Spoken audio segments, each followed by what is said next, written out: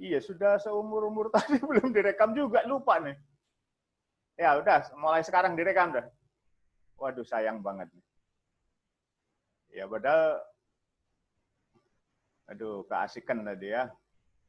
Oke lah, ya udah memang takdirnya baru direkam pukul 11.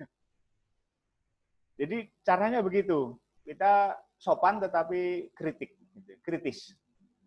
Di surat kuasa tentu kita boleh melakukan perbuatan hukum dalam konteks dengan klien ketika sudah ada surat kuasa. Kalau tidak, mungkin polisinya karena teman itu tidak akan tanya. Tidak akan tanya, barangkali dia teledor juga bisa. Tapi kita jangan mengandalkan keteledoran orang lain. Kita jangan berharap keteledoran orang lain. Dari awal kita sudah siap. Nah, celakanya kalau dikeluarkan. Dan berkali-kali saya melakukan itu. Jadi orang sudah terlanjur mendampingi di situ duduk, ketika saya diberi kesempatan bicara, saya bertanya terlebih dahulu, saudara surat kuasanya mana? Saya pengen lihat. Boleh saya baca? Setelah saya, belum dibuat, Anda bisa. Berarti pertemuan ini batal.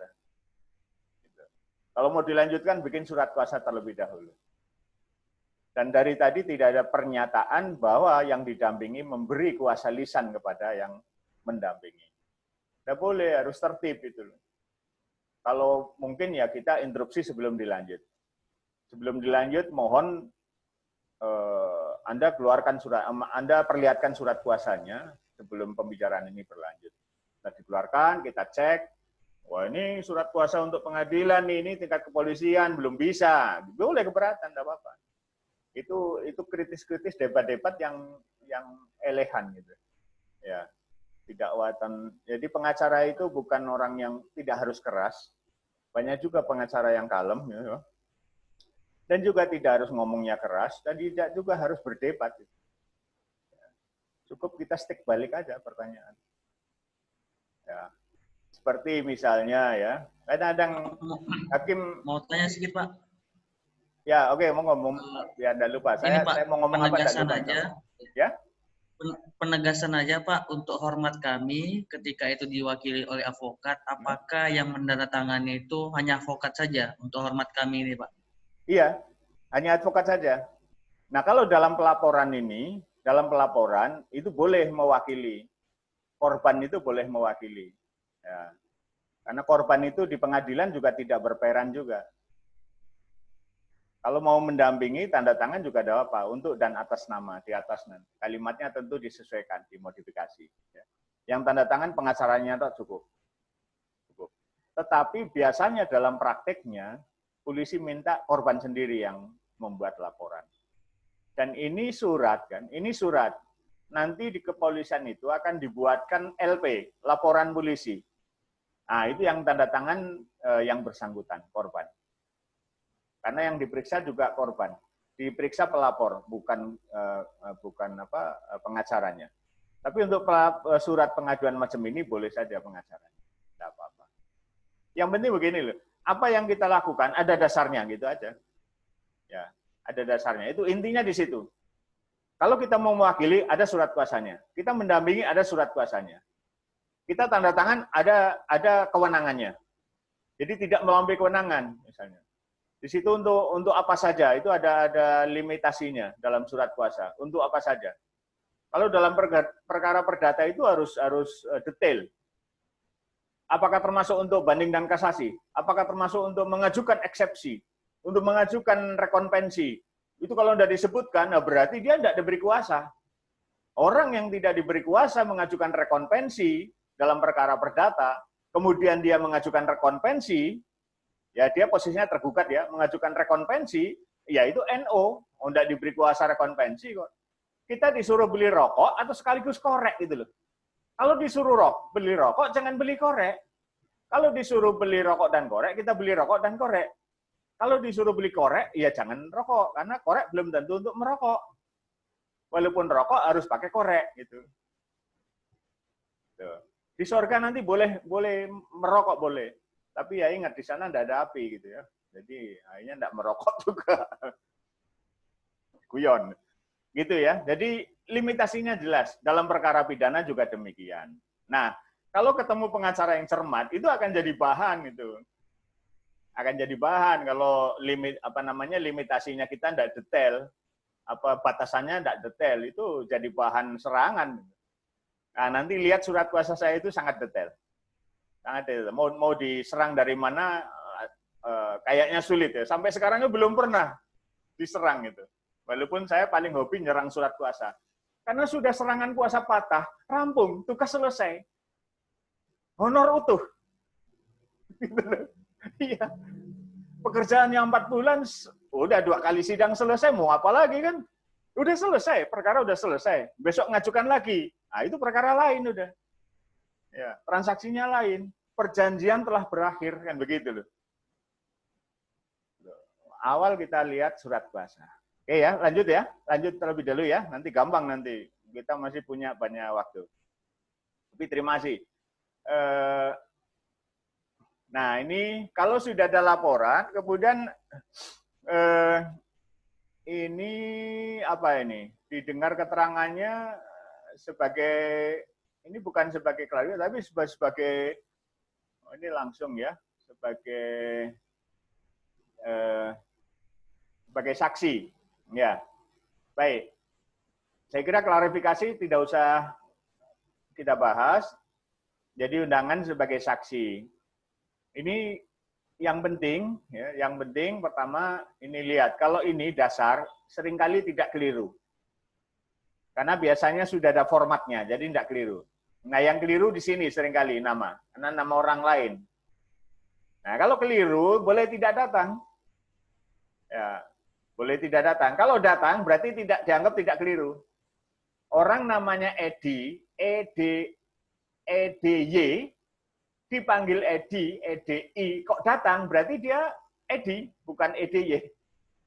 Bukan hanya EDY, tapi juga EDI. Gitu. Maka kalau ini keliru, boleh tidak datang. Atau tidak usah datang saja. Gitu. Jenis kelamin ya tentu ini pengakuan ya, jenis kelamin tidak perlu dibuktikan. Toh. Apa perlu dibuktikan, Mbak Eka? Tidak perlu. Toh. Ini kan ini satu-satunya status yang berdasarkan pengakuan saja itu. Kalau pekerjaan mungkin dibuktikan, tapi kalau jenis kelamin ya tidak boleh dibuktikan. Warganegaraan, tempat tinggal dan seterusnya harus menemui ini dan seterusnya sehubungan dengan tindak pidana sengaja sebagai saksi, sebagai saksi. Yang penting kita sebagai penasihat hukum itu dilihat 1 tanggal, 2 di sini cap. Saya pernah menemukan ada panggilan tidak pakai cap. Bukan panggilan, bahkan surat penangkapan tidak pakai cap. Ini saya pra-peradilankan, lepas dia, keluar. Karena tidak sah, tidak ada capnya ini. Nah, kita amati. Ya ini kecil kemungkinan ya keteledoran ini, tapi namanya manusia tetap bisa. Oke, saya kira kita lanjut saja. Ini panggilan. Nah, di sini panggilan ini sebaiknya sebenarnya diambil kembali atau kita punya arsip. Kita punya arsip. Seringkali panggilan ini kemudian diambil dan tidak dikembalikan. Di sini kan ada tanda tangan dipanggil pukul berapa, kemudian ada tanda tangan. Kita perlu punya arsip. Apa saja perlu punya arsip. Di bawah ini tidak terkopi. Yang dipanggil siapa? Penyidik atau penyidik pembantu menandatangani di sini. Artinya bahwa orang yang dipanggil itu datang. Kepentingannya apa? Saksi kalau dipanggil 3 kali tidak datang kan dijemput. Kalau kita tidak punya bukti sudah datang, atau klien kita tidak punya bukti sudah datang, bisa dijemput ya. Nah, dijemput repotnya suruh nginap itu loh. Walaupun saksi, kalau suruh nginap kan tetap tidak enak juga. Atau jadi persoalan. Atau mungkin ada berita acara yang tidak masuk dalam berkas. Kita punya bukti bahwa pada waktu itu diperiksa, datang dan diperiksa. Apakah mungkin berita acaranya tidak masuk berkas? Sangat mungkin. Tetap manusia, bisa saja tidak masuk berkas. Tidak masuk dalam berkas perkara. Oke? Nah, kemudian kalau tadi saksi ya, kemudian ternyata ada tersangkanya. Tersangkanya, ada tindak pidananya, kemudian ada tersangkanya. Nah, ini ditangkap, surat penangkapan. Surat penangkapan harus ada surat perintah penangkapan. Tanpa ini, kepolisian tidak boleh menangkap orang. Ya, tentu KPK ya, juga tidak boleh menangkap orang. Jangan lupa juga cap. Ini yang saya alami, yang saya pernah alami, klien saya itu ditangkap tanpa surat, tanpa cap ini. Ketika ditangkap, saya diam saja. Diam saja, dia dibawa. Nah, saya sudah tahu bahwa ini tidak ada capnya. Diam saja, dia dibawa, kemudian ditahan. Nah, saya menghadap pimpinannya untuk penangguhan penahanan. Penangguhan penahanan. Kalau memang tidak mau memberikan penangguhan penahanan, terpaksa saya akan ajukan pra peradilan. Yang mau silakan ajukan pra peradilan. Baik kalau memang saya harus ajukan pra peradilan. Saya belum ngomong kalau tidak ada capnya. Kalau memang kami harus mengajukan pra peradilan, kami akan ajukan pra peradilan. Bapak sudah tahu dasar apa yang akan kami gunakan untuk pra peradilan? Silakan, itu hak. Dia jawabannya itu. Kan dia tidak ngomong tahu, tidak ngomong tidak. Tidak, Bapak sudah tahu belum? Kalau belum tahu, saya beritahu itu. Tidak ada capnya. Baru dia kaget. Wah, ya ini yang nangkep ini yang dimarahin habis oleh pimpinannya kan, oleh kasatnya itu. Karena ada capnya. Akhirnya bisa saya bawa pulang itu klien gitu. Karena tidak ada capnya kan penahanan tidak sah. Tidak sah. Loh, ini apa ada capnya harus? Ya tidak harus. Tapi ini yang tidak mengharuskan itu administrasi umum tidak harus ada cap. Tetapi administrasi kepolisian harus ada cap enggak? Harus ada. Berarti jadi harus, kan gitu. Jadi pertanyaannya harus ada cap atau tidak, itu menurut siapa? Menurut administrasi umum ya tidak harus. Pengacara juga tidak harus punya cap. Cuma kalau punya cap keren. Jadi cap kantor pengacara itu keren-kerenan saja, bukan sah atau tidaknya. Gitu. Nah, tapi kalau kantor polisi ini harus enggak? Harus. Ya, berarti harus. Kalau enggak ada capnya, ya tidak sah. Gampang aja begitu kan? Hati-hati, jangan ditanya. Enggak ada capnya sah enggak? Ya enggak. Sebentar dulu. Gimana enggak ada capnya? Enggak sah. Kalau gitu, surat saudara enggak ada capnya, ya gitu. Celaka malah kalau kita pengacara enggak punya cap juga. Kalau gitu surat saudara enggak sah juga, kan enggak ada capnya. Ya kita bahas administrasi umum atau administrasi khusus. Administrasi polisian harus ada capnya. Capnya juga tidak boleh sembarangan kan, gitu. Nah, akhirnya ya dikeluarkan. Walaupun hari berikutnya ditangkap lagi, ya ditangkap lagi, masuk lagi dengan surat yang sah. Ya sudah, saya tidak jadi pra peradilan. Tapi paling tidak kan juga menaikkan pamor di hadapan klien kan. Wah, ini pengacara saya hebat. Itu penting kadang-kadang pencitraan itu. Yang penting jangan bombastis. Yang penting jangan ham acting gitu loh. Jangan overacting gitu. Ini kan pencitraan yang cerdas begitu. Enggak apa-apa. Kalau enggak ada yang perlu dicitrakan ya citrakan, ya enggak usah dicitrakan. Kadang-kadang kan enggak usah. Karena enggak ada yang dicitrakan kemudian dicitrakan itu harus pakai mobil mewah, harus pakai jas itu. Saya kalau panas ya enggak mau pakai jas saya. Kalau dingin ya pakai jas itu. Pengacara enggak harus pakai jas. Pakai dasi iyalah untuk sopan santun ya. Pakai dasi untuk membedakan dengan pengunjung lain itu. Kalau pakai jas ya kita musim panas gini pakai jas mau sidang pingsan duluan kan repot. Gitu. Ya jangan pakai batik yang gitu, itu kayak mau kondangan aja kan.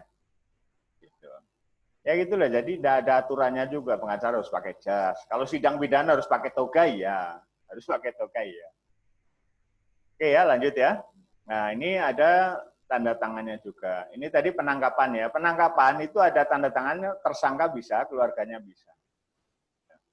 Jadi satu lembar surat perintah penahanan ini diserahkan kepada tersangka garis miring keluarganya. Mungkin tersangka ditangkap di luar rumah ya, keluarganya harus diberitahu. Ini kadang-kadang nggak kalah-kalan juga ini. Ketika ditanya, keluarganya udah diberitahu belum? Oh, sudah. Loh kok belum diterima ya? Ini dikirim pakai pos, mungkin belum sampai, padahal belum dikirim pakai pos. Setelah ditanya baru ke kantor pos untuk ngirim. Bener kan? Dikirim pakai pos.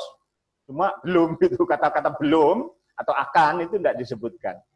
Ya, kalau ngomong begitu kita tanya, sudah dikirim? Sudah. Coba saya lihat resinya gitu. Harus ada resinya, tanda buktinya. Nah, baru dia kalau belum ya kelabaan. Jadi jangan mudah dikibuli, walaupun kita tidak harus ngibuli kan. Oke, lanjut. Nah, ini surat kuasa. Surat kuasa. Ya. Surat kuasa ini, jadi surat kuasa khusus. Tidak pakai khusus juga tidak apa-apa. Nah, pasal 123 ya, HIR. Yang bertanda tangan di bawah ini saya, nama, jenis kelamin, tanggal, agama, kewarganegaraan, pendidikan, pekerjaan, alamat. Ini isi.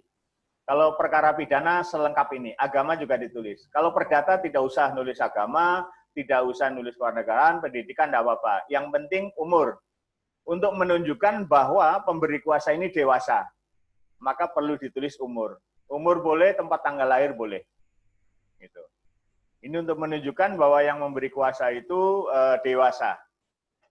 Karena syaratnya perjanjian kan harus dewasa kan? Cakap hukum. Kemudian alamat dan seterusnya. Dalam hal ini memilih domisili hukum kuasanya, artinya memilih domisili hukum kuasanya ini segala hal surat menyurat dijatuhkan kepada kuasanya, kantor kuasanya, bukan kantor yang bersangkutan. Maka dia memilih domisili hukum. Walaupun misalnya orang Jogja misalnya, kemudian domisili hukum kuasanya Magelang misalnya. Tidak apa-apa, berarti alamatnya pemberi kuasa secara hukum adalah Magelang. Nah, kuasanya kepada siapa? Tulis misalnya Yulen Gatmamongan Esa misalnya ya. Suherman Esa misalnya, Wawan Gunawan Esa dan seterusnya. Kesemuanya advokat dari kantor mana silahkan. Kantor Eka Rohmawati Esa dan kawan-kawan misalnya ya, N associate, N partner. Beralamat di mana ditulis alamatnya. Nah, ini kalimat ini yang saya bold, saya block ya. Yang bertindak bersama-sama maupun sendiri ini harus ditulis kalau lebih dari satu. Atau kalaupun tidak harus perlu ditulis. Karena apa? Kalau kalimat ini tidak ditulis, maka semua penerima kuasa harus selalu bertindak bersama-sama. Dengan adanya tulisan ini, penerima kuasa 4 misalnya, yang bertindak cuma 1, boleh. Karena bertindak bersama-sama boleh, sendiri-sendiri juga boleh. Tapi kalau tidak ada kalimat ini, maka semua harus bertindak bersama-sama. Mendampingi 5 orang, ya 5 orang datang semua. Pengacaranya 3 orang datang semua. Pengacaranya 50 orang, 50 orang datang semua. Kalau tidak ada kalimat ini. Jadi kalimat ini kalau menurut saya harus sebaiknya. Ya, kalau mau enggak harus ya perlu. Kalau enggak mau dicantumkan barangkali biar rame-rame ya monggo saja. Gitu. Tapi jangan sampai lupa. Ketika 1 tidak datang, maka dianggap tidak sah pertemuan itu. Gitu. Jadi repot malah. Yang mending ditulis ini walaupun datangnya rombongan. Gitu ya. Kalau pengacara 50 kira-kira datang pakai bis kan. Pengacaranya pakai bis. Pakai spanduk rombongan pengacara. Oke ya, kalimat ini penting. Kalimat yang bertindak bersama-sama maupun sendiri. Khusus untuk, nah karena surat kuasa khusus ini bukan surat kuasa umum. Jadi tidak untuk apa saja. Khusus untuk menjadi kuasa hukum, memberi bantuan hukum, membela dan memperjuangkan hak dan kepentingan-kepentingan, bertindak untuk dan atas nama, serta mendampingi, itu yang tadi saya bilang. Jangan mewakili ya. Kalau melaporkan boleh mewakili. Tetapi kalau sudah proses ya mendampingi. Tapi kalau mau mewakili ya monggo lah kalau mau. Saya enggak.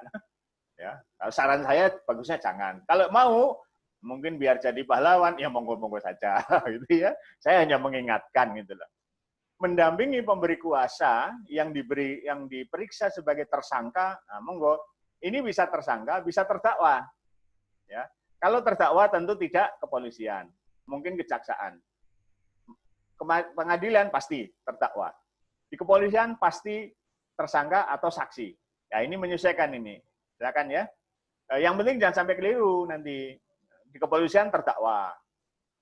Di pengadilan tersangka. Wah ini ya, nanti tidak hanya dikeluarkan dari ruang sidang, kita dipermalukan juga. Apalagi yang hadir banyak, wah repot kan. Nah, besok tidak ada klien yang mau datang lagi, oh, itu pengacara double L itu, tahu double L? Lulak luluk. Nah, gitu ya, tampilkan bahwa kita itu cerdas cermat kan gitu. Dalam perkara dengan perkara dugaan tindak pidana, nah kalau tersangka itu dugaan, ya. Nah, kalau kalau sudah sampai pengadilan terdakwa ya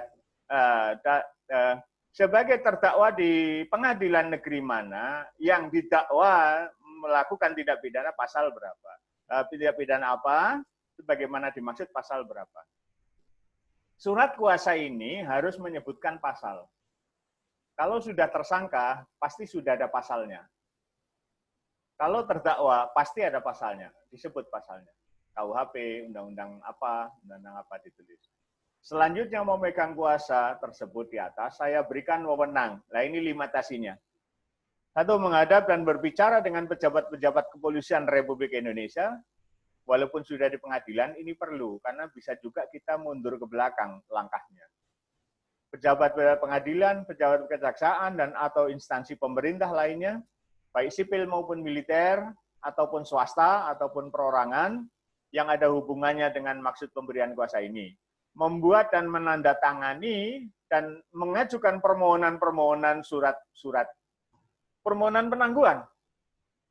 Bisa di sini. Kita diberi kewenangan untuk mengajukan permohonan penangguhan.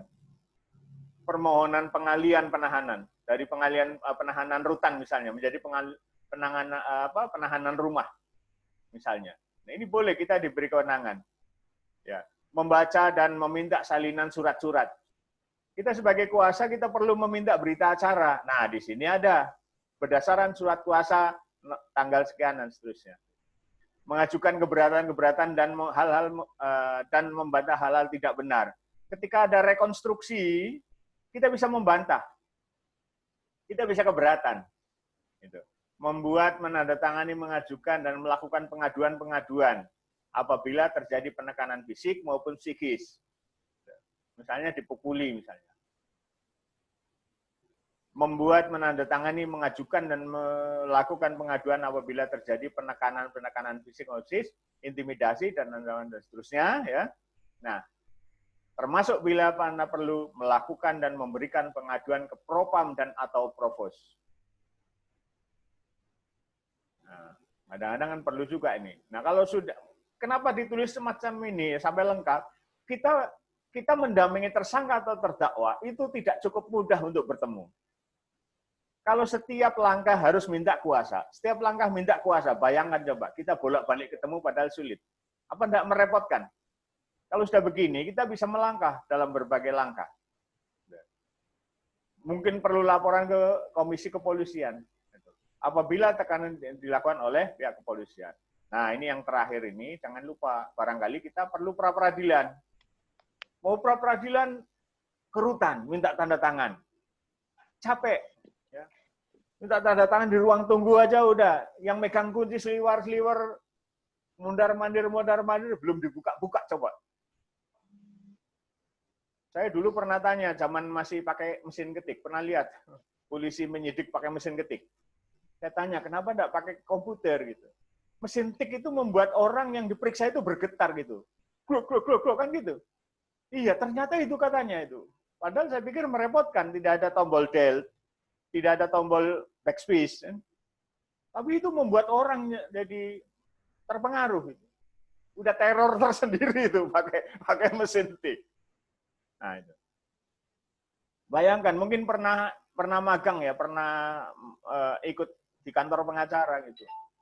Dipanggil jam 10, bisa jadi diperiksa jam 1 kan? Itu udah tekanan tersendiri dah.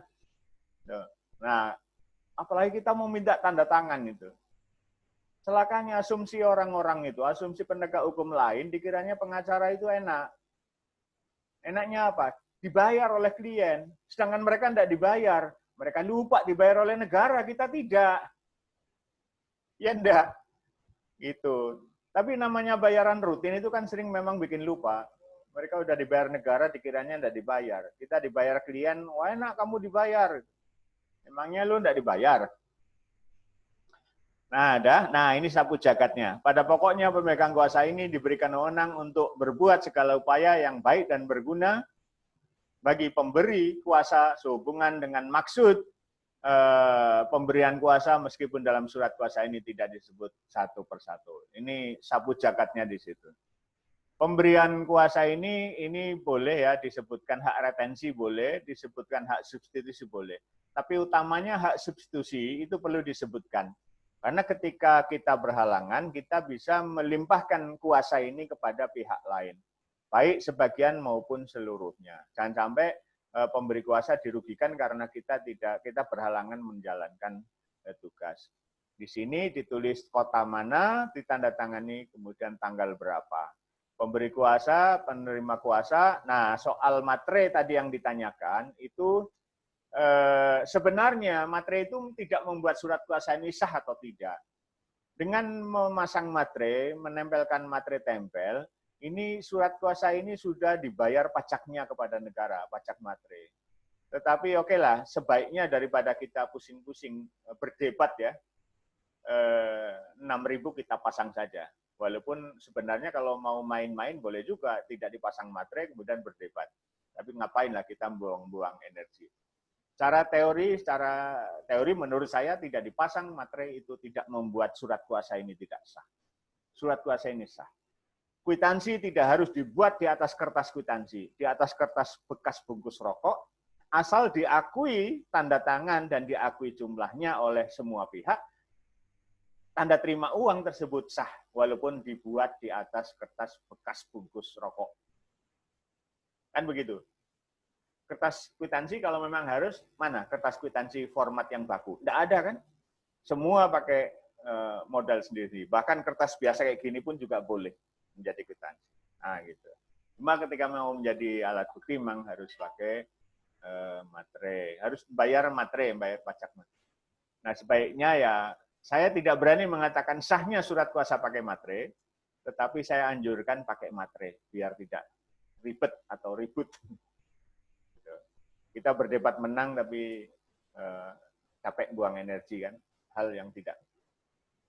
Misalnya kalau materainya, kalau dulu surat kuasa itu harus disahkan oleh bagian hukum. Nah itu saya sempat berdebat. Kalau begini berarti harus membayar banyak. Nah sekarang sudah surat kuasa tanpa harus dilegalisasi oleh bagian hukum. Oke, kita lanjut atau ada pertanyaan sampai sini? Monggo. Kalau ada pertanyaan. Silakan. Ya, kalau tidak ada, ya saya agak percepat dikit ya. Ada pertanyaan, maksud saya kan biar Anda itu tidak begitu capek gitu loh dengerin. Saya Pak. Yang ikut ngomong kan tidak capek. Ya silakan Mbak Eka. Pak, itu tadi untuk yang surat kuasa itu kalimat yang kan wewenang itu kan ada beberapa kalimat di situ. Apakah ada ketentuan? Gimana? Ya. Nggak jelas, gimana? Kalimat mana? Kalimat yang paling bawah. Ya, di selanjutnya atas lagi, Pak. Oh ini. Atas ya. lagi. Selanjutnya pemegang kuasa tersebut di atas saya berikan wewenang untuk, nah ini, untuk mengisi ini, apakah ada ketentuan tersendiri atau tidak, Pak? Nggak ada. Kalau kalian mau nulis sampai ini tok juga nggak apa-apa. Cuma ini kan nanti ketika mau mengajukan permohonan, ini setidak-tidaknya bisa dibantah. Loh, kamu udah diberi kuasa untuk mengajukan permohonan kok, penangguhan misalnya. Pra-peradilan, loh, nggak diberi kewenangan untuk mengajukan pra-peradilan kok. Nah, dengan begini, sebenarnya ini tidak harus, tapi ini melengkapi. Udah mau diserang dari mana kalau sudah ada kalimat ininya? Udah kalimat selengkap ini mau diserang dari mana? Kan sulit. Kalau sampai sini toh, apakah tidak sah? Sah.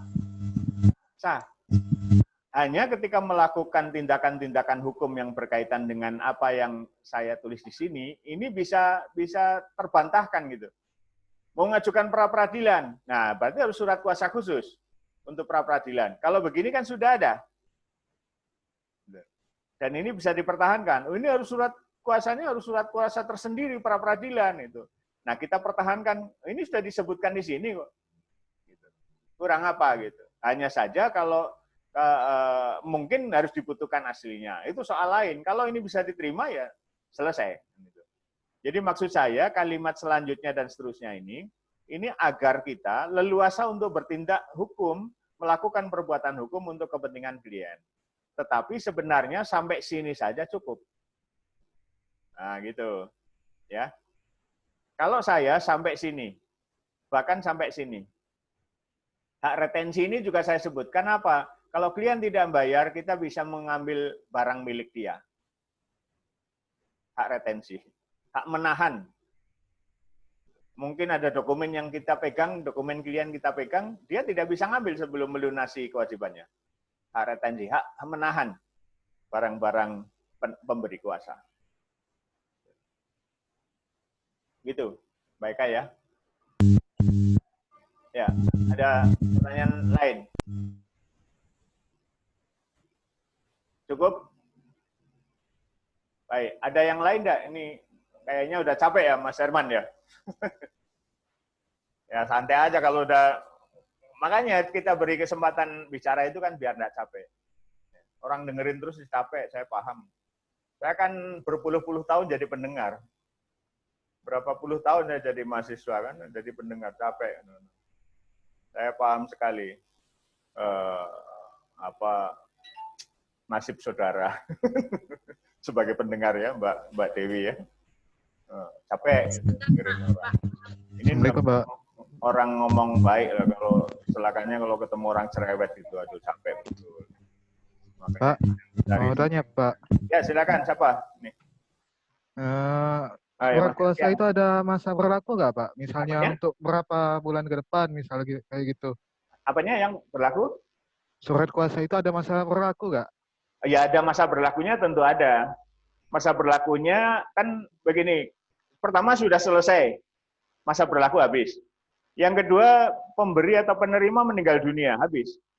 Yang ketiga ditentukan, barangkali surat kuasa ini berlaku sampai 30 Juli, ya berarti 30 Juli habis. Jadi surat kuasa ini berlaku hukum perjanjian ya.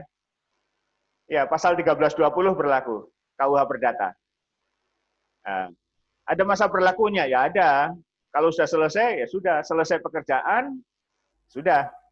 Misalnya begini, surat kuasa untuk mendampingi di kepolisian, kan sebagai tersangka.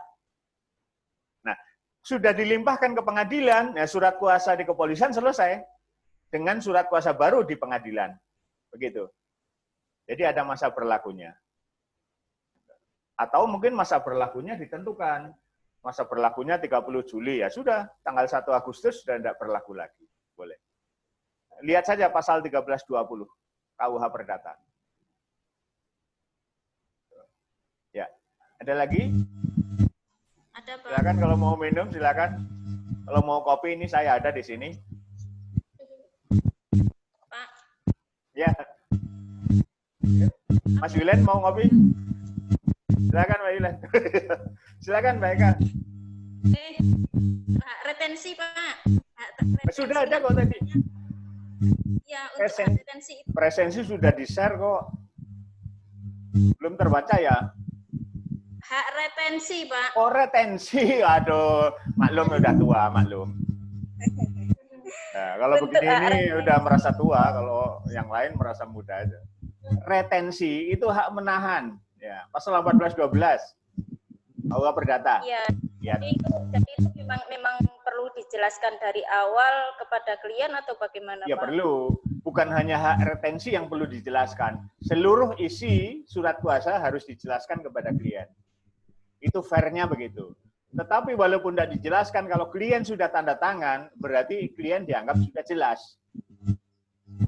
Dia tidak bisa nuntut secara pembatalan dengan alasan saya tidak membaca, tidak bisa. Nah, tidak baca kok tanda tangan, tidak bisa secara hukum. Tidak bisa. Ya bagusnya dijelaskan. Karena kita fungsinya kan bukan hanya penasihat, kita fungsinya penasihat hukum kan, memberi nasihat gitu. Kita mencerdaskan masyarakat, saya kira itu bagus. Kalau saya biasa jelaskan, ini apa, ini apa, ini apa. Sudah paham? Ya walaupun seringkali tidak paham itu. Karena orang yang datang ke kantor pengacara itu kan orang lagi pusing kan. Dia nggak mikir macam-macam gitu. Kayak orang datang ke dokter gitu loh. Dokter kasih resep apa saja kan langsung itu. Dokter ngomong apa ya udah seakan-akan kayak jelas tapi ya radong juga. Yang bagus itu pengacara yang bagus, advokat yang bagus. Ketika ada klien datang itu dengan muka ditekuk, nah klien pulang mukanya sudah cerah. Nah itu berarti berhasil memberi konsultasi. Makanya boleh kita memungut biaya konsultasi. Ya. Boleh. Seperti dokter mengeluarkan resep, kan bukan bayar obat, bayar resep. Bayar obat nanti di apotek. Bayar perkara nanti di pengadilan. Bayar konsultasi di kantor konsultan. Boleh. Enak. Jadi konsultan hukum itu cukup di rumah, orang datang. Gitu. Ya. Apalagi kalau di Jakarta ya. Enak ya Pak Yilen ya. Bener. Ya kalau enggak enak, saya enggak kerasan jadi pengacara. Iya Pak. Saya praktek di pengadilan sejak 87, 86, 87 lah. Ya, tapi kadang-kadang capek juga. Sekarang ini saya lagi capek. Kadang-kadang mau berangkat itu harus menata diri, mengumpulkan kekuatan untuk berangkat. Baik kalau sidang luar kota. Oke ya, saya lanjutkan ya. Oke. Ya, sudah mulai capek. Nanti gini aja, kita sepakati hukum acara pidana ini sampai selesai, enggak usah istirahat. Nah, biar istirahatnya full, kemudian dimulai lagi. Jadi mungkin sekira jam 12, jam 12:15 lah kita selesai. Nanti mulai lagi jam 14 kan? Nah, itu sudah mungkin bisa tidur, bisa makan, bisa apa kan? Daripada istirahat, mulai lagi hukum acara pidana, kemudian ikut hukum acara PT-UN. Ya, saya kira sepakat begitu ya. Kita lanjutkan. Ini yang penting-penting aja, yang pokok-pokok. Ini surat pemberitahuan dimulainya penyidikan. Nah, dengan adanya ini menunjukkan berarti sudah ada tersangka. Sudah ada tersangka ketika sudah ada SPDP. SPDP ini dikirim oleh penyidik kepada kejaksaan. Kepada kejaksaan. Nih. Ya. SPDP. Coba kalian amati ya. Kalian amati ini tanggalnya. Tanggalnya diketik apa tulis tangan? Tanggalnya ditulis tangan kan? Nah, nih, kemudian lagi ya, kita lihat aja, kita lihat surat-surat dari kepolisian itu tanggalnya itu ditulis tangan. Ada maksudnya dia. Nah, kalau ini diketik ya, kan ini saat itu juga dilaksanakan perintah penangkapan. Nih, nih, ya, tanggalnya ditulis tangan. Ini ya, nih. Yang tadi SPDP tulis tangan juga. Jadi suka-suka mau kapan dikirim dia. Walaupun belum dikirim, bisa juga sudah ditulis. Padahal ini baru dikirim tanggal 20 Agustus misalnya ya. Tetapi menurut hukum acaranya, hukum formilnya tadi yang ditanyakan oleh Mas Herman, hukum formilnya tidak boleh 20 Agustus. Harusnya 10 Agustus.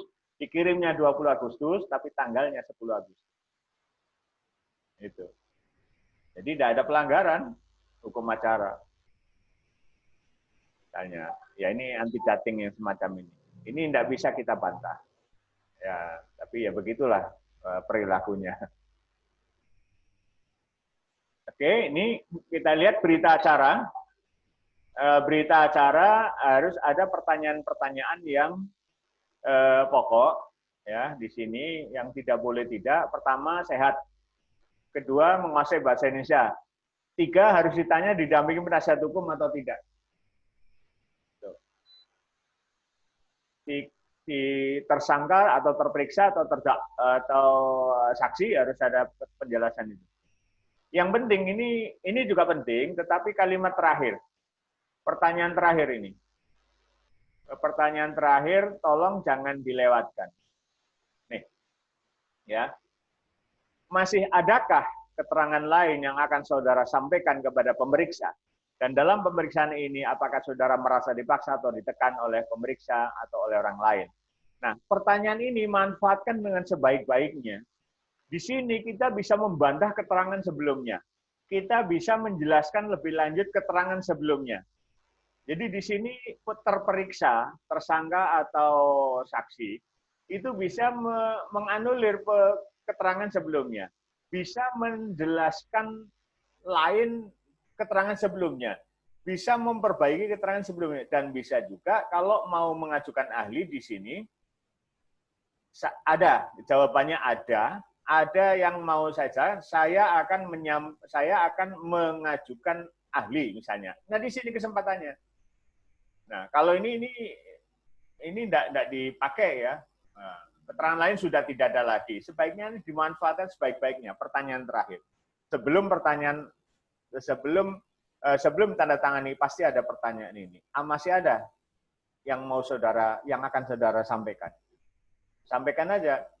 Misalnya ya. Di sini kasus misalnya penyerobotan misalnya, yang kemarin saya jadi ahli. Pasal 94, tapi ternyata saksi itu tinggal di Persil 94, ternyata saksi itu yang diperiksa itu tinggalnya di Persil 93. Baru jelaskan bahwa menurut kami tidak tinggal di Persil 94, melainkan di Persil 93. Udah walaupun di sana Persil 9494 gitu misalnya. Oke. Kemudian selanjutnya surat benarkah semua keterangan yang saudara berikan gitu ya. Nah, kalau memang tidak benar ya tidak benar, enggak apa-apa. Tidak mau tanda tangan juga enggak apa-apa. Jadi terperiksa ini boleh tidak mau tanda tangan. Ketika tidak mau tanda tangan akan dibuatkan berita acara tidak mau tanda tangan.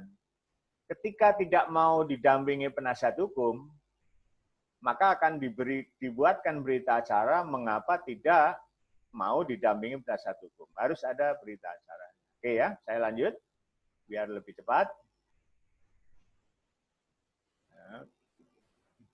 Ya, ini mata kuliah 1 semester disampaikan dalam 1 jam ya. Oke ya.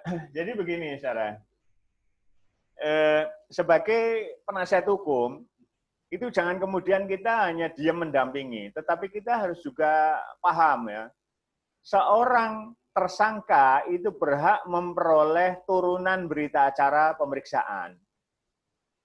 Ini kita perlu mohon, kita perlu mengajukan permintaan turunan berita acara. Kepada siapa ya? Kepada siapa yang memeriksa? Kalau di kepolisian ya kepolisian. Kalau kejaksaan mungkin ada pemeriksaan ya kepada kepala kejaksaan.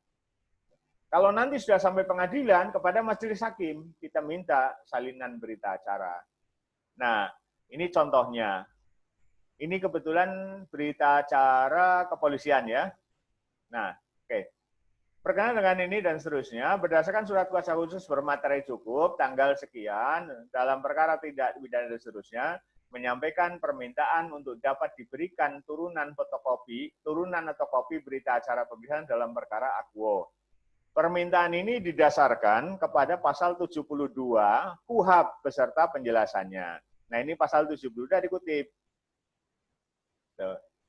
Atas permintaan tersangka atau penasihat hukumnya, pejabat yang bersangkutan memberikan turunan berita acara pemeriksaan untuk kepentingan pembelaannya.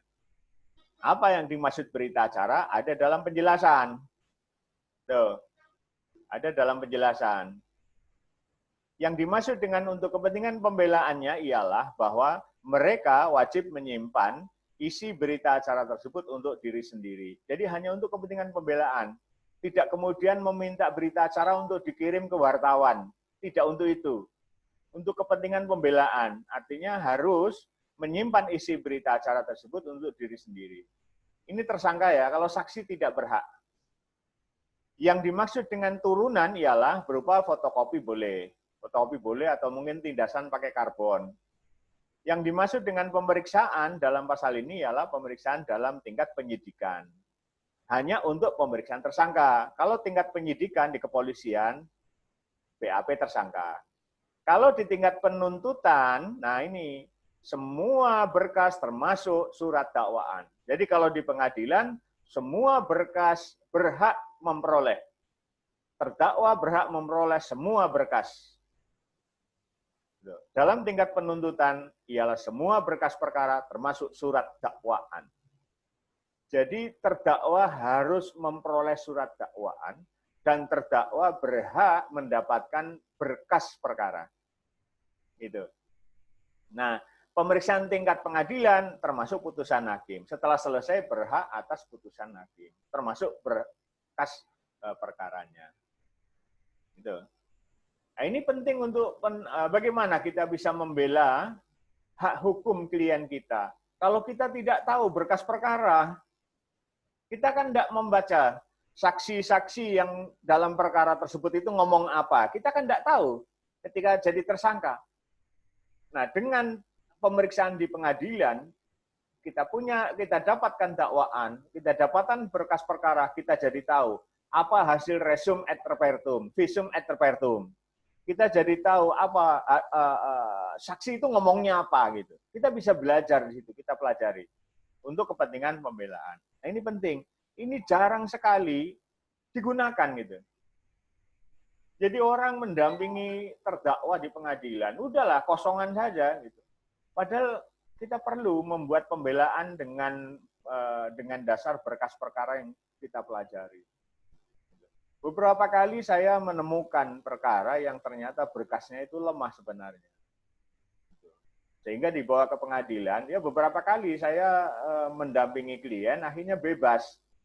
Ada juga yang lepas. Pada waktu dulu mungkin Mbak Eka dengar itu ada yang kasus bom molotov di Pondok Pesantren Semelangu itu. Itu saya dampingi, dua-duanya bebas. Gitu. Karena ternyata pemeriksaan saksinya itu menyimpang semua. Saksi itu tidak berada di situ. Hanya tidak menyangka dia itu dianggap anak jalanan, tidak akan didampingi. Gitu. Kalaupun didampingi ditunjuk. Nah, tidak tahunya anak-anak itu saya dan kawan-kawan yang mendampingi. Serius kita tangani ya bebas. Karena memang para saksi itu tidak ada di locus delicti itu, tidak ada saksi itu. Akhirnya ya tidak terbukti, karena tidak terbukti bebas. Ini beberapa tahun yang lalu sudah. Nah, jadi kita penting ya, punya berkas itu penting. Punya berkas perkara. Ya capek ya. Kemudian juga mungkin kita fotokopi banyak, iyalah. Gitu. Tidak apa-apa fotokopi dibebankan kepada yang bersangkutan kan, kepada terdakwa, kepada keluarganya. Ya kalau kita mau nyumbang ya bolehlah kita fotokopikan. Yang penting kita paham benar kasus posisinya ini semacam apa. Benarkah terdakwa ini bersalah? Tidak adakah hak hukum yang patut kita bela? Itu dengan membaca ini kita akan tahu bersalah atau tidak, ini pidana atau bukan, kemudian punya ada hak hukum atau tidak gitu. Penting ini. Beberapa kali saya mendampingi dan diputus bebas. Saya cermati benar berita acaranya. Cuma memang ada beberapa perkara yang saya tidak mau nangani ya, narkoba dan asusila, saya tidak mau dampingi. Ya, kecuali dia kena fitnah itu baru. Tapi kalau saya meyakini ini memang pelaku ya saya tidak mendampingi. Ya mungkin bisa dipertanyakan kan advokat tidak boleh menolak gitu. Ya tidak boleh menolak, tetapi kan saya boleh keberatan. Iya tuh. Keberatan kan tidak menolak. Kalau dipaksa ya harus ada agreement, ada perjanjian. Karena orang datang biasanya kan maunya bebas tuh. Maunya bebas, maunya lepas kan gitu. Maunya menang. Nah, kita mesti bikin agreement. Kemarin sampaikan oleh Pak Benny kan, kita tidak boleh menjanjikan menang. Tidak boleh menjanjikan. Tetapi sampaikan saja bahwa silahkan lihat kami bekerja. Apakah kami kerja main-main atau kami kerjanya serius. Gitu. Tapi kami tidak boleh menjanjikan pasti menang. Kami hanya berani berjanji, kami akan kerja serius dalam penanganan perkara ini. Udah gitu aja udah bisa disimpulkan oleh mereka.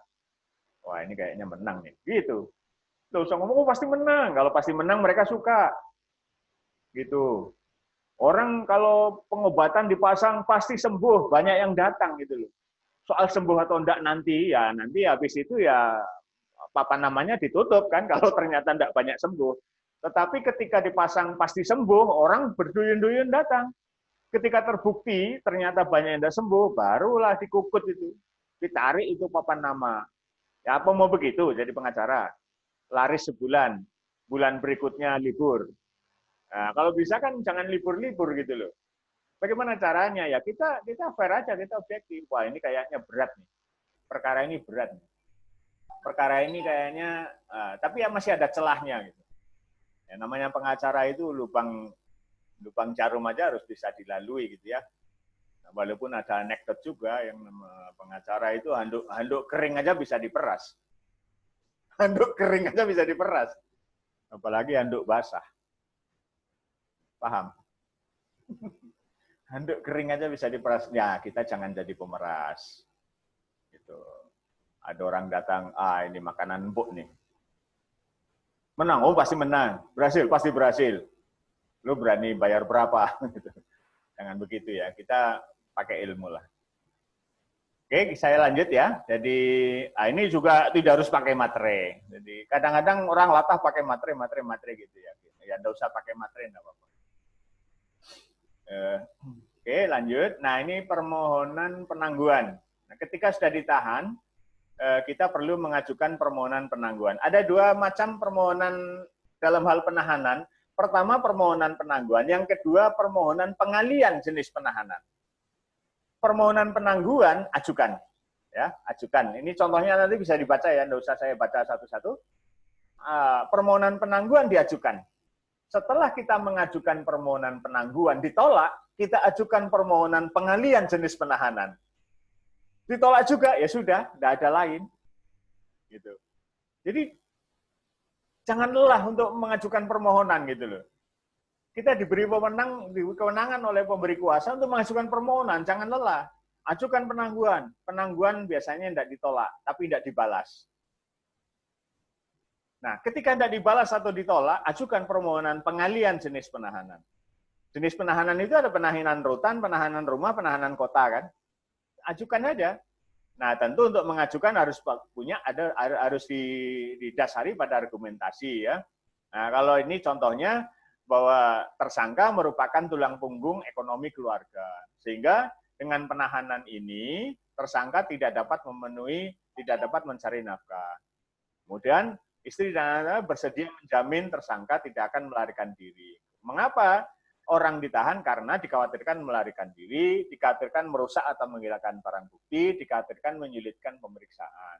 Maka orang ditahan, kan? Gitu. Nah, ada jaminan tidak akan melarikan dan seterusnya. Nah, untuk ini dilampiri surat pernyataan penjaminan. Nah, ini ada surat keterangan menjamin. Ada juga sudah dikopi kan? Surat keterangan menjamin dan seterusnya dan seterusnya.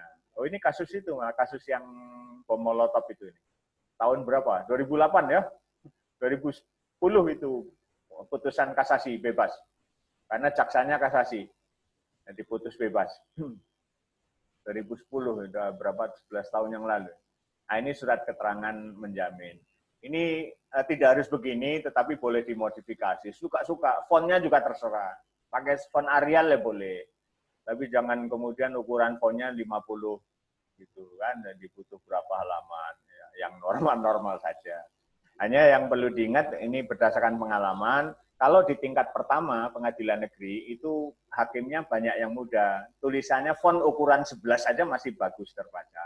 Tapi kalau sudah tingkat tinggi, pengadilan tinggi atau Mahkamah Agung, itu sudah tua-tua. Itu. Jangan pakai font 11. Minimal 12. Arial itu lebih jelas. Karena kasihan lah mereka udah capek baca gitu ya. Tuh. Ya kalau saya sih masih suka baca. Kalau nanti lolos jadi daftar dan lolos saya masih mau baca. Kalau memang benar dikabulkan, saudara nanti kasasi saya masih baca. Walaupun pakai font 11. Oh enggak apa-apa, ini peserta PKPA ini. Wah tapi kok perkaranya enggak bagus. Gitu ya. Oke ya, saya lanjut ya. Jadi harus dilampiri surat keterangan menjamin. Kayak si siapa Egy Sujana kan juga dengan surat keterangan menjamin dia ditangguhkan penahanannya.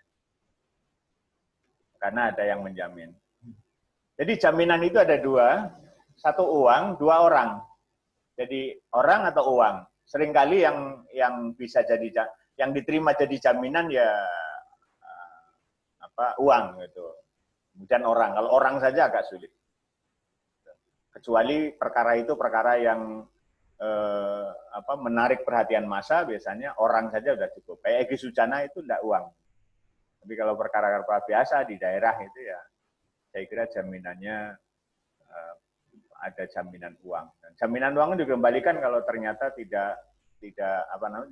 ternyata janjinya itu terpenuhi, diperiksa tetap mudah, tidak melarikan diri, itu akan dikembalikan. Menurut hukum ya, prakteknya ya nanti lihat sendiri lah dikembalikan enggak.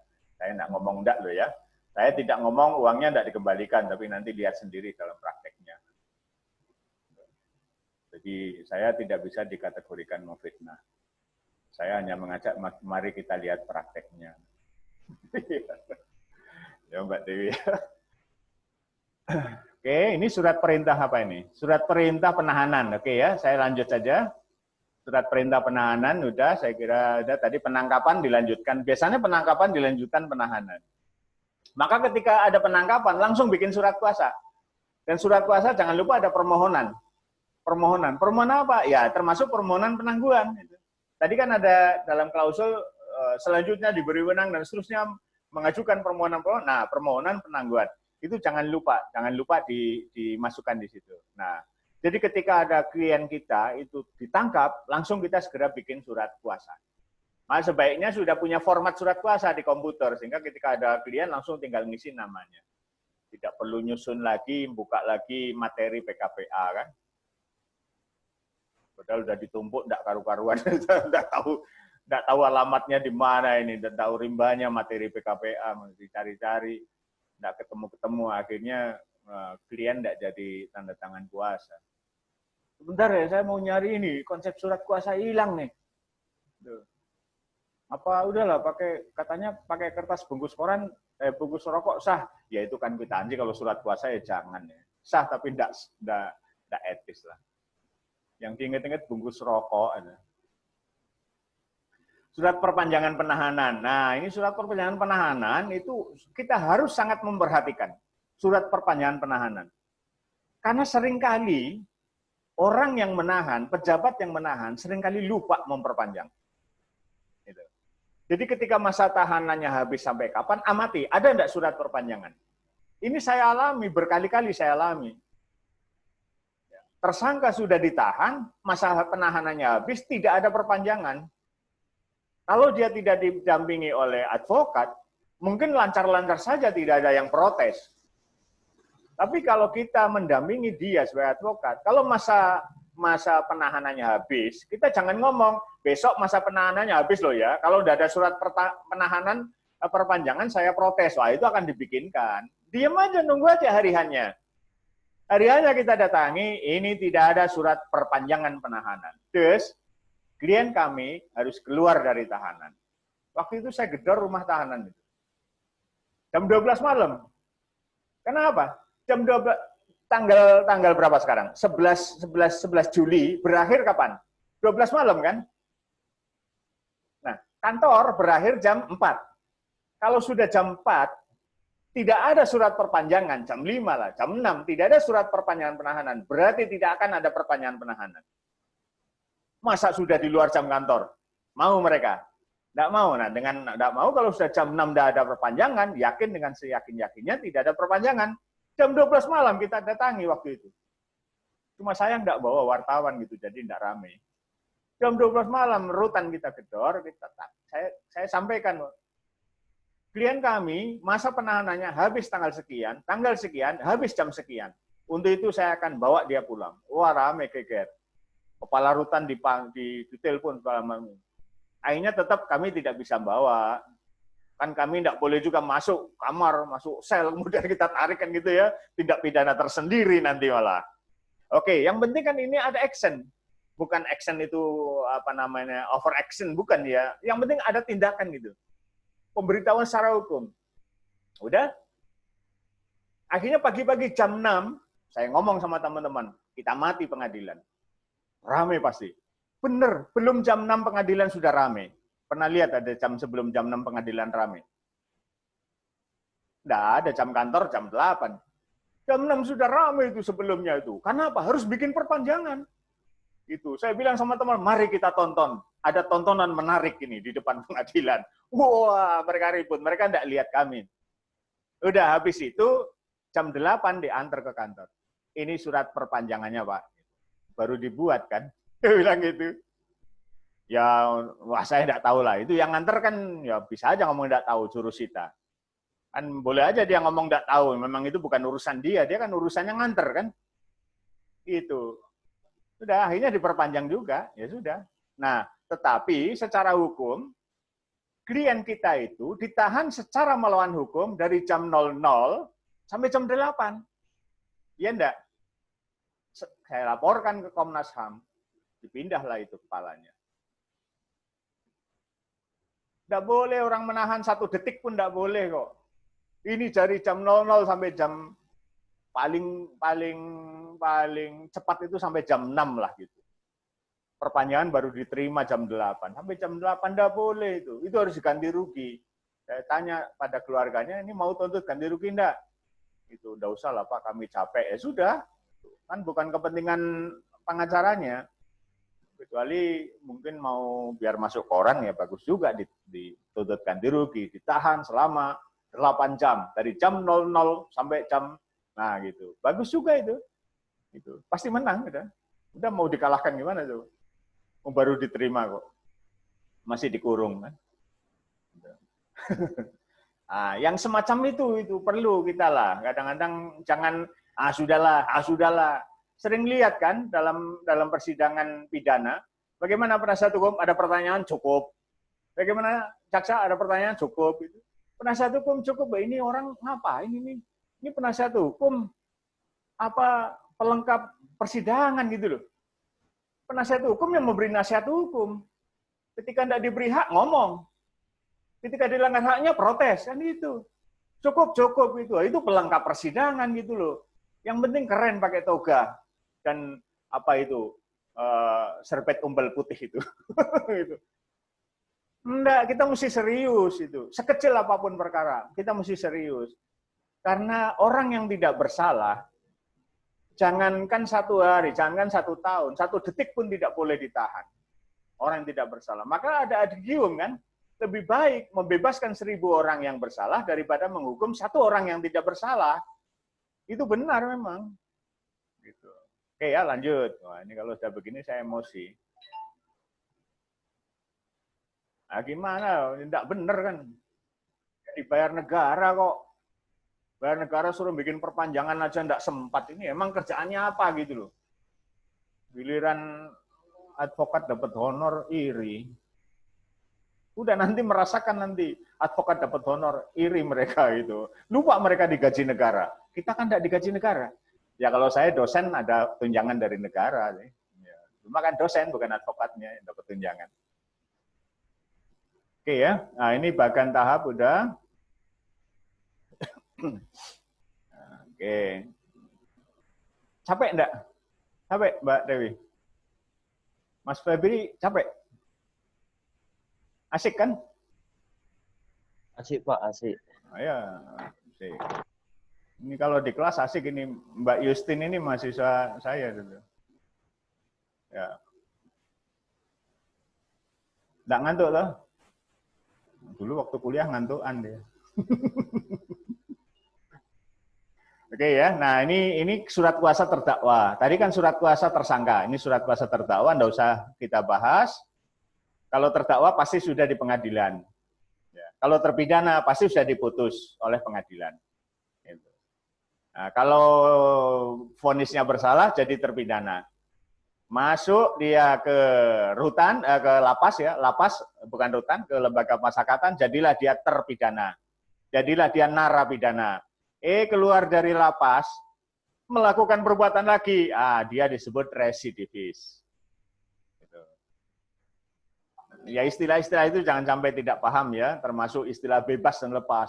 onslah dan onslah dan apa namanya? Frisprach ya, jangan sampai tidak paham. Kalau bebas itu karena tidak terbukti. Kalau terbukti tapi ini bukan pidana, namanya bukan bebas tapi lepas. Maka ketika membuat pembelaan itu jangan minta bebas. Bila perlu juga minta lepas.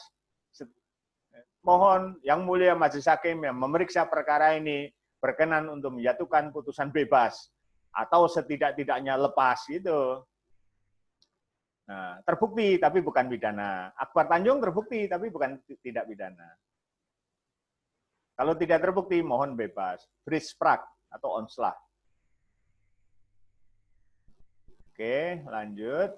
Nah, ini permintaan berita acara. Ini sudah tadi ya. Kok diulang lagi? Oke, permintaan berita acara, jangan lupa pesan saya, berita acara itu harus minta, jangan tidak. Gimana kita bisa bela kalau tidak ngerti perkaranya? Gitu. Emangnya, ingat ya, kita ini pengacara ya, bukan dukun ya. Jadi kalau tidak baca, tidak tahu. Nah, kalau dukun kan tidak ada apa-apa tahu. Atau kalian mau merangkap dukun? Oke ya, ini contoh nota eksepsi, nota keberatan. Silahkan nanti bisa dibaca. Nota keberatannya silahkan bisa dibaca. Ya, keberatan itu bisa keberatan formil, bisa keberatan material. Ini surat dakwaan kita eksepsi juga. Saya kira hal-hal yang bisa dibaca biar dibaca. Tapi pada intinya membuat surat eksepsi atau keberatan itu sebutkan formil dan materialnya. Formil dan materialnya, sebutkan jalan ceritanya, kemudian kuatkan dengan dasar hukumnya. Ya, jangan menurut saya, hindari kalimat menurut saya sepanjang tidak ada dasar hukumnya. Karena saya dalam hal ini itu bukan ahli, tapi advokat. Jadi advokat boleh punya menurut, asal menurut dasar hukum, tidak menurut saya. Gitu. Ya, nah ini permohonan ini. Dengan demikian mohon ya membebaskan terdakwa dari segala dan seterusnya, memulihkan hak terdakwa, ini ya, membebaskan dan memulihkan. Ya. Ternyata waktu itu kita bisa tidak meminta untuk lepas. Nah, ini 2008 juga. Ya. Oke.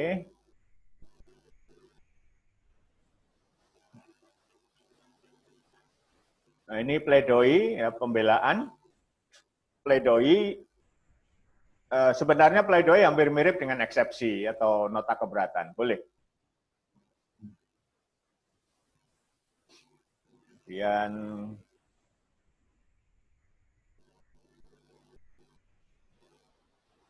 ya, pledoi. Nah, ini visum et repertum, lihat ya. Visum et repertum itu kita bahas juga. Bagaimana kita bisa bahas kalau kita tidak membaca berkas perkara yang diajukan oleh jaksa. Nah, di sini kelihatan sekali alat bukti visum et repertum nomor sekian dan seterusnya menyebutkan apa-apa dan seterusnya. Kita bisa ngomong ini karena kita melihat berkas, kita cermati berkas perkara. Oke.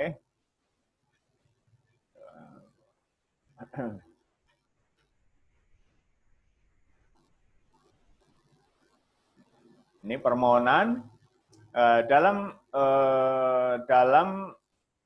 permohonan, nah, membebaskan terdakwa Frisprach dari segala dakwaan atau setidak-tidaknya melepaskan dari segala tuntutan hukum. Onslah, oke ya. Tuh. Ya kita berusaha sekuat tenaga gitu ya. Kemudian memori kasasi, Anda bisa membandingkan tadi dari segi hurufnya saja berbeda. Ini lebih jelas, lebih gede-gede. Karena ini ke Mahkamah Agung. Mahkamah Agung itu untuk jadi hakim agung minimal umur 45. Ini kayaknya belum ada yang 45 ya peserta PKPA. Jadi orang sudah berkacamata semua. Oke, ya.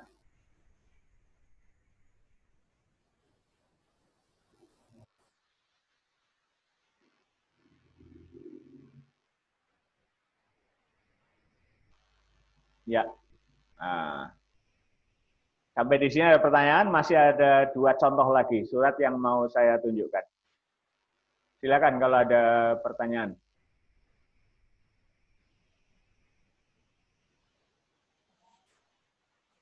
Selamat siang Pak Hambali, saya Wawan lagi Pak. Ya, silakan. Ya Pak, mengenai biasanya pendampingan menjadi penasihat hukum atau kuasa hukum kadang bukan saat mereka masih menjadi tersangka di kepolisian. Kadang ketika mereka sudah menerima surat dakwaan dan mereka bingung dan akhirnya mencari penasihat hukum biasanya. Nah, yang jadi masalah adalah yang sebenarnya yang harus kita perhatikan tuh apakah memang hanya khusus di surat dakwaan yang diajukan oleh JPU atau kita memang masih harus tetap mencari di berkas acara pemeriksaan, dan ketika sudah di pengadilan apakah kita masih boleh mendapatkan turunan berkas acara pemeriksaan tadi. Itu yang pertama. Terus yang kedua, bahwasanya surat dakwaan yang dilakukan oleh JPU itu kan berdasarkan BAP yang dilakukan oleh polisi dan mereka mendakwakan sesuai dengan berkas acara pemeriksaannya itu. Nah, apakah ada kemungkinan gitu sebagai Pak Hambali waktu praktek gitu, bahwasanya ada kemungkinan kita bisa menemukan sesuatu hal yang mungkin bisa meringankan atau membebaskan terdakwa ini di luar dari berkas acara pemeriksaan atau apa gitu, mungkin ada trik-trik khusus gitu Pak. Terima kasih. Baik. Jadi berkas perkara itu dari tingkat kepolisian sampai pengadilan, penasihat hukum dan atau terdakwa boleh, boleh meminta. Yang tidak boleh pemeriksaan saksi ketika di kepolisian. Kuasa saksi maupun penasihat hukum saksi maupun penasihat hukum tersangka tidak bisa memperoleh berita acara saksi. Ketika kita mendampingi tersangka, maka penasihat hukum tersangka boleh memperoleh berita acara pemeriksaan tersangka, boleh ya. Kalau sudah sampai di pengadilan, kita tidak usah bicarakan kejaksaan ya, karena itu sangat pendek lah. Kita tunggu aja di pengadilan. Ketika sudah sampai pengadilan, penasihat hukum maupun terdakwa itu boleh memperoleh berkas perkara, bukan berkas pemeriksaan, tapi berkas perkara. Artinya penasihat hukum dan atau terdakwa itu boleh mendapatkan kopi dari pemeriksaan saksi, dari bukti-bukti, misalnya tadi visum et repertum, itu diperbolehkan mendapatkan itu. Untuk apa? Untuk kepentingan pembelaannya. Artinya tidak boleh kemudian penasihat hukum konferensi pers, ya ngomong di depan wartawan tentang berkas perkara itu, berkas pemeriksaan itu tidak diperbolehkan. Ya, ini pasal 72. Nanti dilihat pasal 72 KUHP. Nah, ini menjadi penting seorang penasihat hukum itu memegang berkas perkara, pemeriksaan saksi, berita acara bukti. Jangan-jangan ada berita acara penyitaan yang itu melawan hukum atau tidak sah menurut hukum. Itu bisa dipersoalkan. Bisa jadi ketika melakukan penyitaan terhadap barang bukti, itu ada kekeliruan misalnya, ada pelanggaran hukum, itu bisa dipersoalkan dalam persidangan. Apakah itu akan mempengaruhi? Semua tergantung pada kebijakan hakim ya. Tetapi melihat yang semacam itu, jangan kemudian kita sebagai penasihat hukum diam. Itu kita tetap mengemukakan hal-hal kejanggalan yang bertentangan dengan hukum, kita perlu kemukakan di situ. Nah, untuk mengetahui adanya hal-hal yang bertentangan dengan hukum, ya kita perlu melihat berkas pemeriksaan. berkas perkara itu. Kita bisa melihat juga ketika klien kita mendampingi klien di kepolisian, kita kan tidak bisa membaca visum et repertum. Ketika di pengadilan kita bisa mencermati visum et repertum. Jangan-jangan misalnya kasus pemerkosaan, jangan-jangan tidak ada keterangan dari dokter itu sobek misalnya, selaput darahnya sobek misalnya. Bisa jadi itu karena di kepolisian di tingkat penyidikan kita tidak membaca, bisa saja itu disamarkan, bisa saja. Kita tidak bisa protes karena kita tidak baca. Gitu. Kemudian apa saja kalau menurut saya intinya itu apa saja yang tugas kita mendampingi klien, menggantikan tersangka atau terdakwa dalam perkara pidana adalah membela hak-hak hukum terdakwa atau tersangka. Membela hukum, bukan membela orang yang salah, tidak. Atau maju tak gentar membela yang bayar, itu juga tidak. Walaupun ya perlu juga bayar kan, gitu. Tetapi kita membela hak klien. Misalnya hak klien diperiksa kesehatannya, kita bela dia. Diperiksa secara wajar ya. Saya pernah menangani perkara, berita acara itu diperiksa pukul 11 malam, ditulis di situ. Saya tentu keberatan di situ. Dan itu menjadi pertimbangan juga. Jam 11 malam, pertanyaan saya, waktu itu terperiksa ini, tersangka, waktu itu sudah tidur belum? Kalau sudah tidur, berarti dibangunkan. Ini jadi persoalan juga. Waktu itu ada juga berita acara yang diperiksa pada pukul 5:30. Saya lihat ditutup pada pukul 9 malam. Saya tanya, diberi kesempatan sholat tidak? Diberi kesempatan makan tidak? Saya persoalkan di situ. Nah, di situ, walaupun mungkin tidak akan berpengaruh, tapi akan menjadi pertimbangan hakim bahwa ini pemeriksaan yang ada pelanggaran-pelanggaran gitu, akan menjadi pertimbangan. Tapi kita jangan berharap banyak ya, karena bukan kita yang mutus. Itu yang pertama. Kemudian yang kedua saya ingin ingatkan ketika verbalisan itu polisi menjadi saksi, jangan lupa kita sebelum dimulai pemeriksaan, sebelum disumpah barangkali atau sudah disumpah, kita mohon mengajukan dalam persidangan. Ini sering lupa. Bahkan kemarin ketika saya menjadi ahli, saya menyampaikan diri malah advokatnya tidak menyampaikan. Apa yang menyampaikan begini? Pasal 219 KUHP itu tidak boleh membawa senjata api.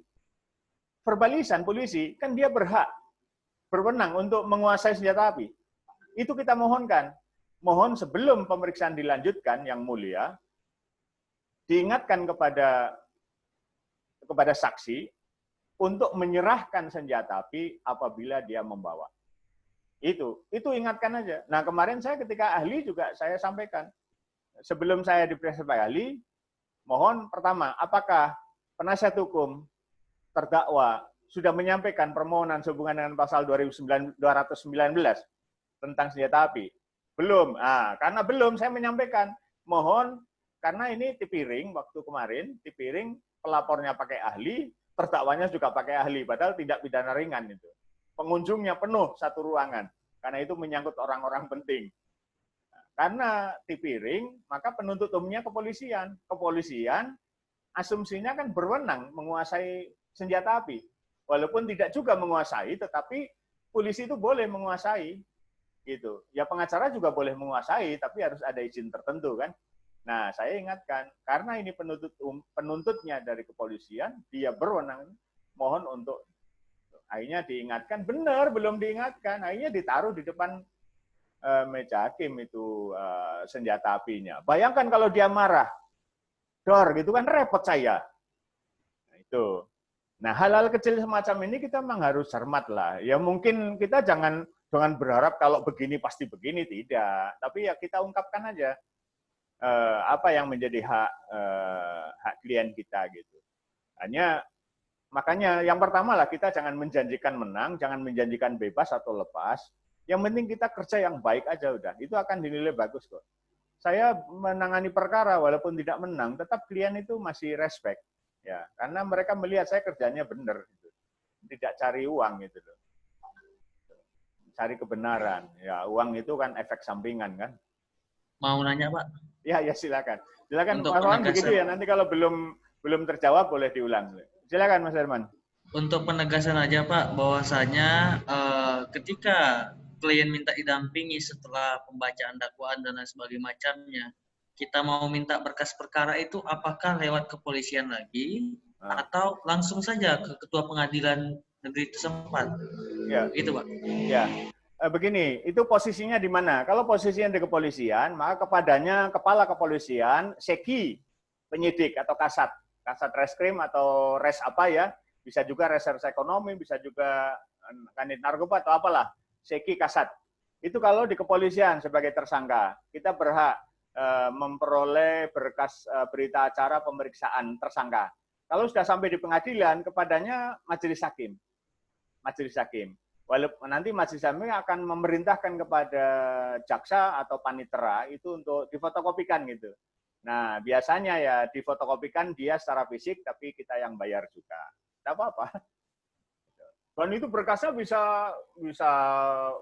waktu berkali-kali berkas bisa 1,5 meter. Ujian calon hakim agung berkasnya itu 1,5 meter gitu loh.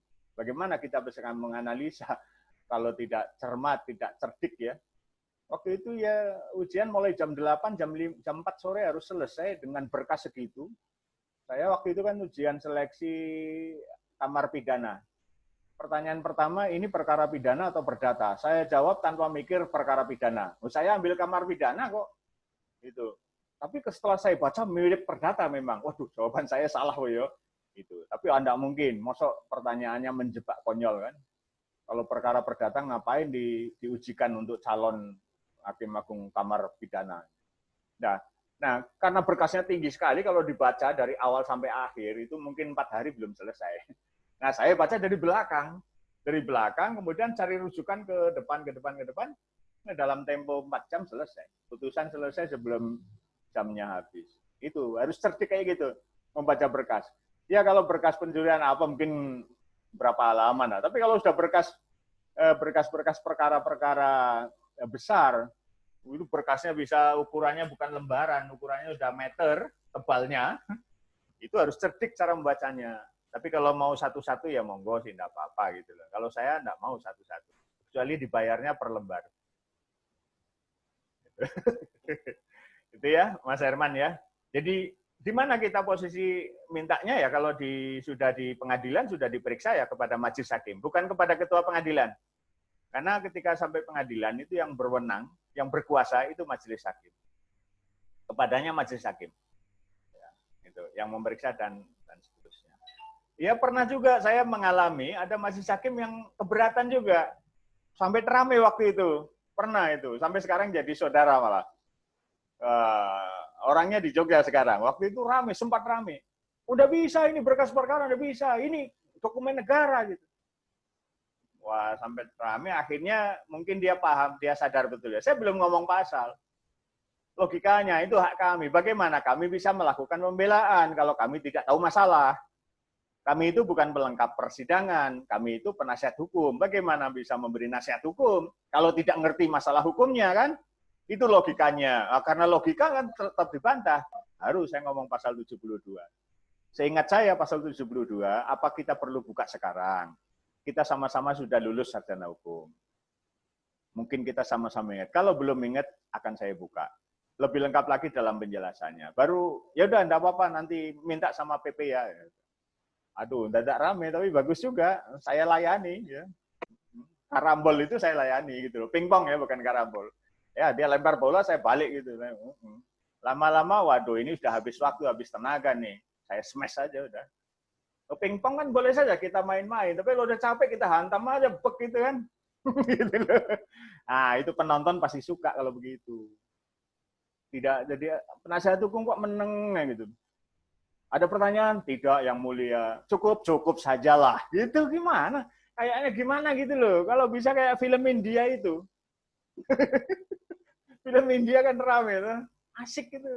Dan kita menjalankannya jadi asik. Klien kita juga asik, wah mantap. Itu kan. Kalau udah bilang mantap, wah ada rugi bayar gitu. Efeknya kan begitu. Mosok kayak gini mesti disampaikan. Ya, saya kira, nggak apa-apa juga lah untuk motivasi ya, Mas Mubarak ya. Tanya Pak. Ya kalau ke Wonosobo dibayar duren nih. Gimana Mas Mubarak? Saya mau tanya seputar kejadian sosial yang ada di masyarakat. Apa ini? Kok kayaknya Kan demo apa? Ya bukan lah. Ini misalnya gini Pak. Ya. Di suatu tempat itu terjadi penjualan tanah milik negara misalnya. Seperti bengkok gitulah ya. Iya. Bengkok desa misalnya. Nah itu masyarakat itu semua pada tahu semua itu.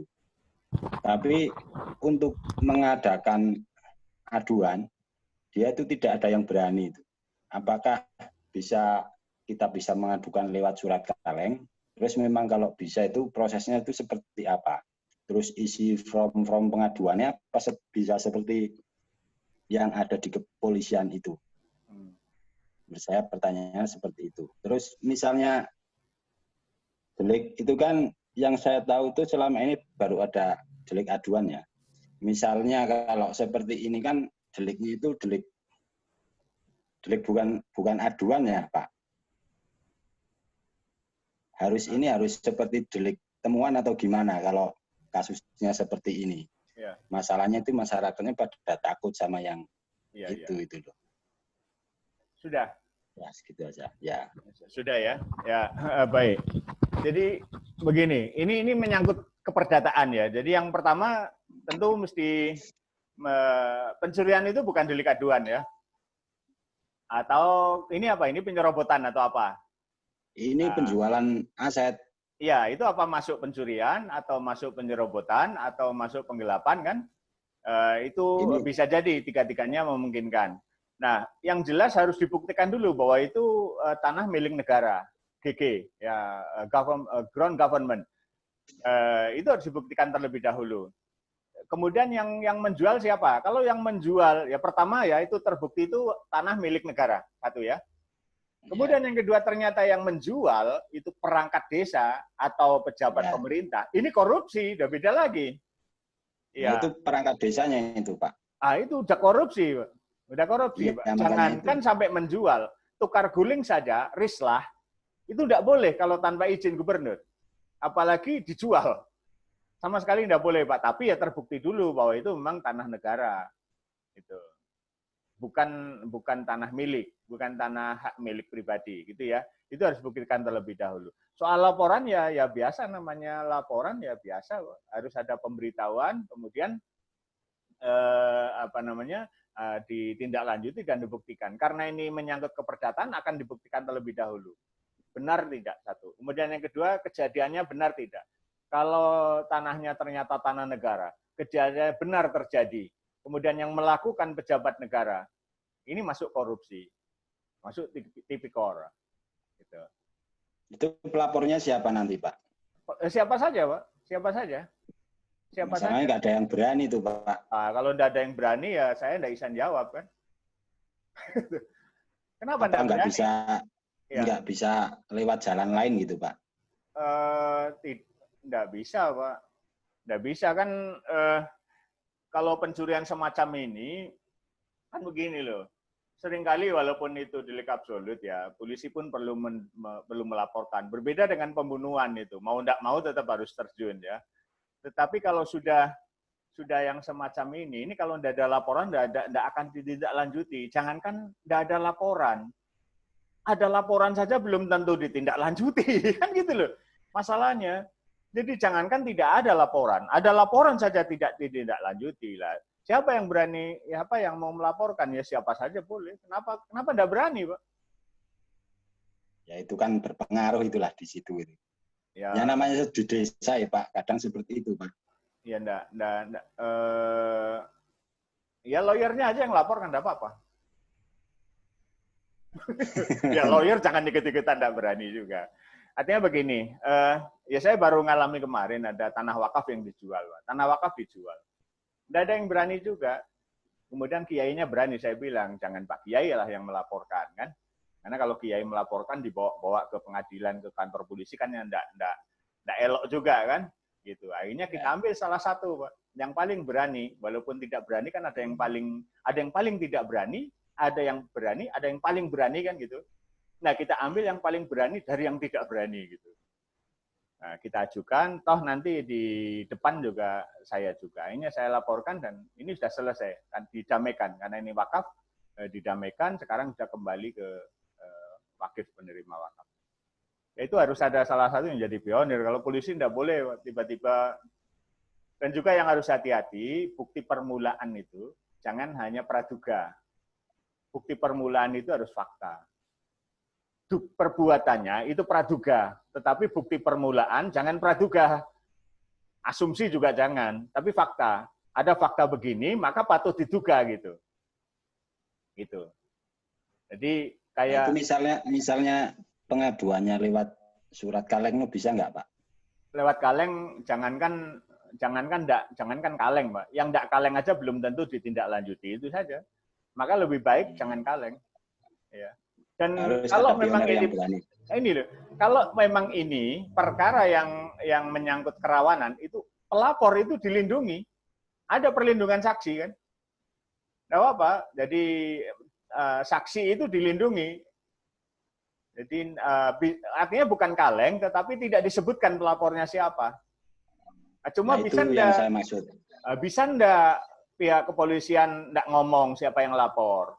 Secara legal, secara instansi, secara instansional mungkin dia tidak ngomong, tapi secara pribadi jangan ngomong-ngomong ya. Kalau yang lapor ini gitu kan sama juga ngomong. Tetapi saksi itu dilindungi, Pak. Saksi dilindungi.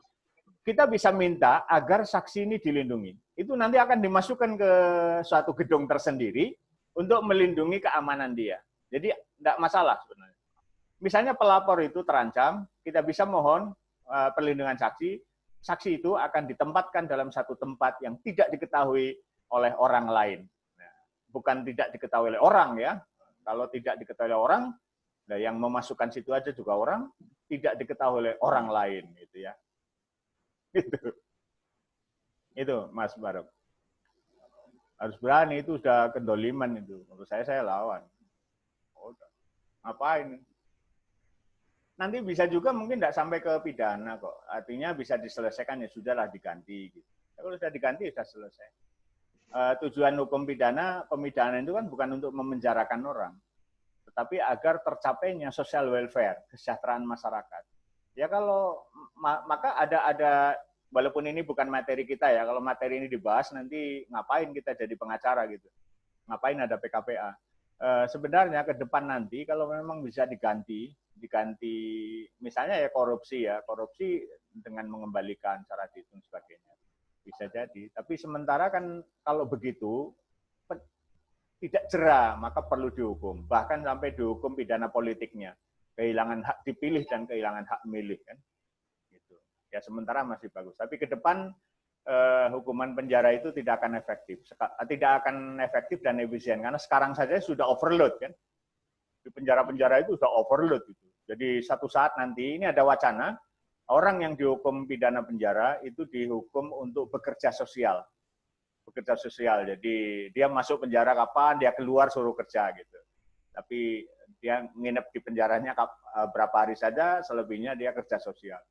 Nah kalau itu pejabat negara, apa enggak malu Pak suruh kerja sosial? Malah kalau di penjara dia merasa aman, bisa pesan kamar kan? Gitu. Kalau tidak harus di penjara, tapi kerja sosial, suruh nyapu jalan coba. Mantan gubernur misalnya suruh nyapu jalan. Itu hukuman lebih berat daripada suruh tidur di lapas. Misalnya. Itulah ya. Itu soal teknis saja. Kalau hukumnya sudah jelas, kalau jual milik negara korupsi. Kalau jual milik orang, bisa mencuri, bisa penggelapan, bisa perampasan. Gitu. Berarti ini masalahnya cuma pionir aja yang mau berani apa tidak ya Pak? Ya kalau sudah tidak ada yang mau, ya tidak bisa dibahas lagi Pak. Iya. Perbuatan hukumnya ada, perbuatan melawan hukumnya barangkali ada, tetapi pelaporannya tidak bisa dibahas. Apakah polisi bisa turun? Ya, kalau tidak ada titik awalnya ya, bisa juga surat kaleng, bisa juga nanti ditindaklanjuti. Bisa juga. Kalau di KPK jelas si pelapor itu dilindungi benar. Pelapor KPK. Tapi kalau di tingkat lokal saya belum yakin. Dan masyarakat kita kan masih maunya menang, maunya bebas, maunya lepas kan, maunya gitu kan. Bukan maunya adil. Gitu. Pokoknya kalau kalah ya enggak adil. Kalau menang baru adil. Masyarakat kita kan gitu. Dan itu yang saya rasakan selama menjadi advokat memang demikian. Orang datang kira-kira menang enggak, Pak? Ya, saya kembalikan tanya biasanya. Menurut saudara menang enggak? Ya menurut saya menang. Apa argumentasinya? Ini. Nah itu udah tahu. Udah. Saya enggak jawab menang kan. Dia udah tahu kalau menang. Tapi gini ya Pak, itu udah tahu kalau enggak menang. Gitu aja, kita kembalikan. Tahu enggak celahnya? Celahnya di sini. Dia baru merasa, oh ini kayaknya menang. Tapi enggak ngomong menang gitu. Ada celahnya ini.